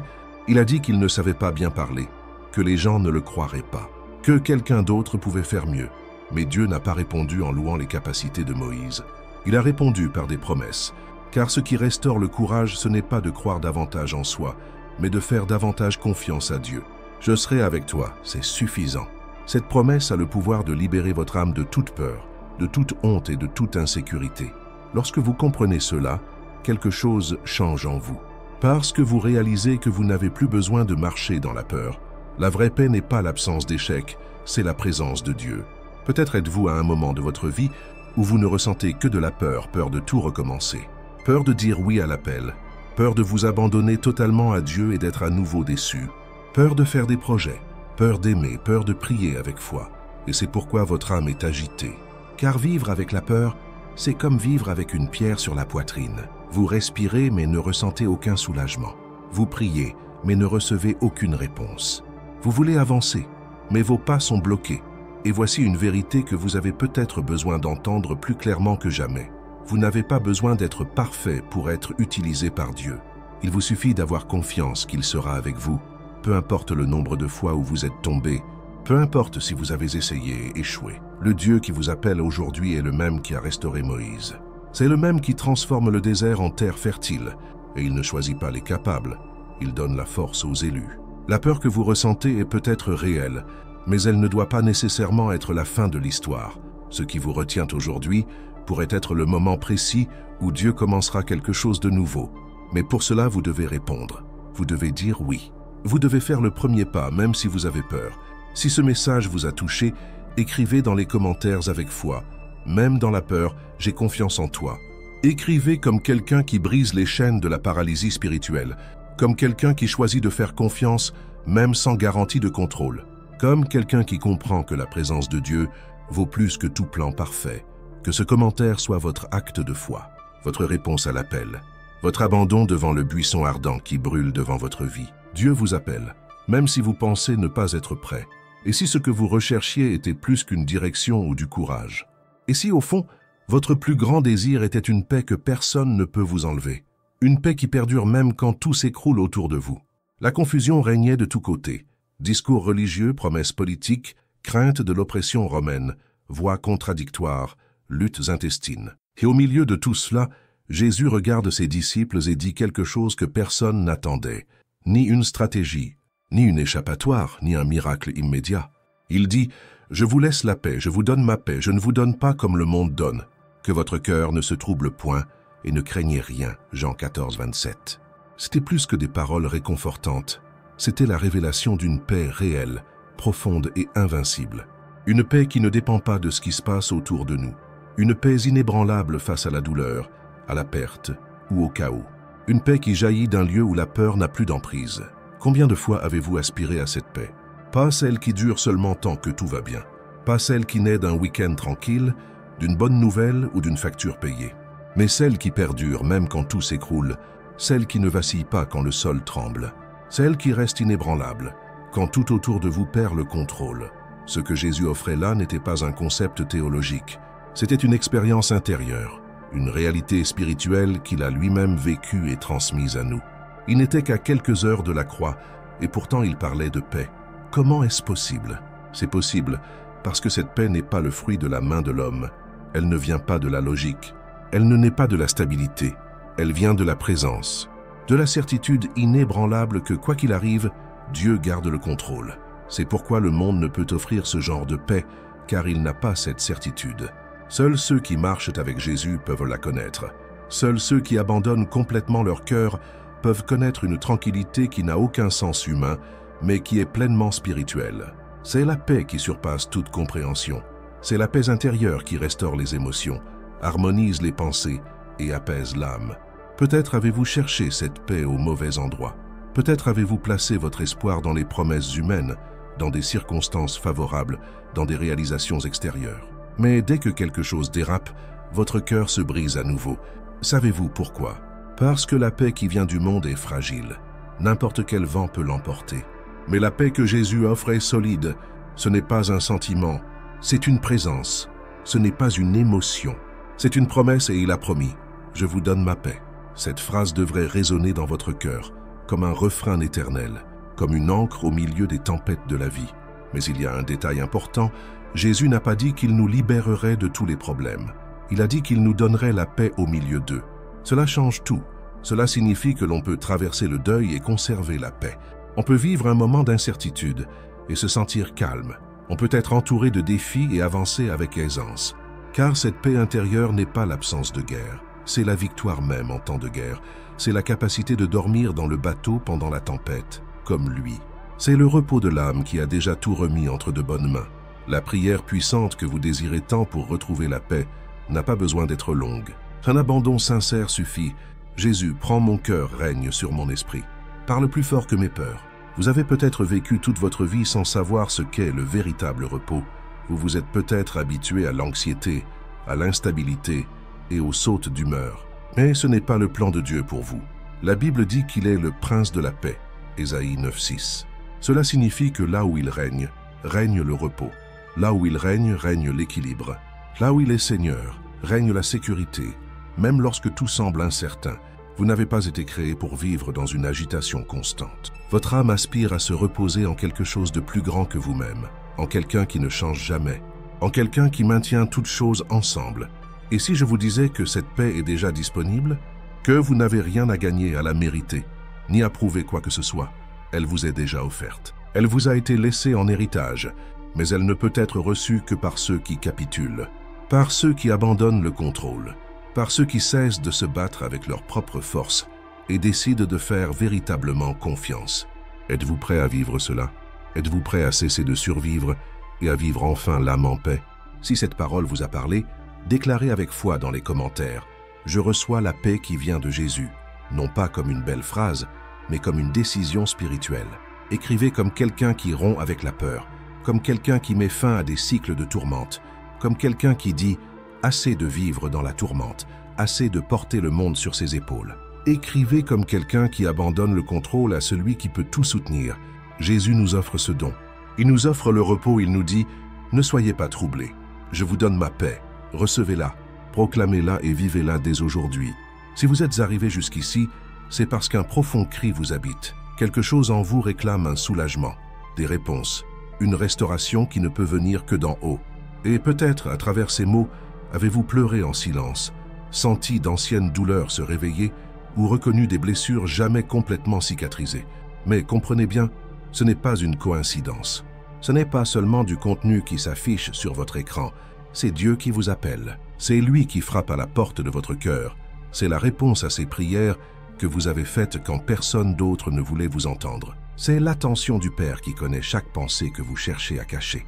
La paix intérieure que vous recherchez, si désespérément, ne se trouve pas au bout d'un processus.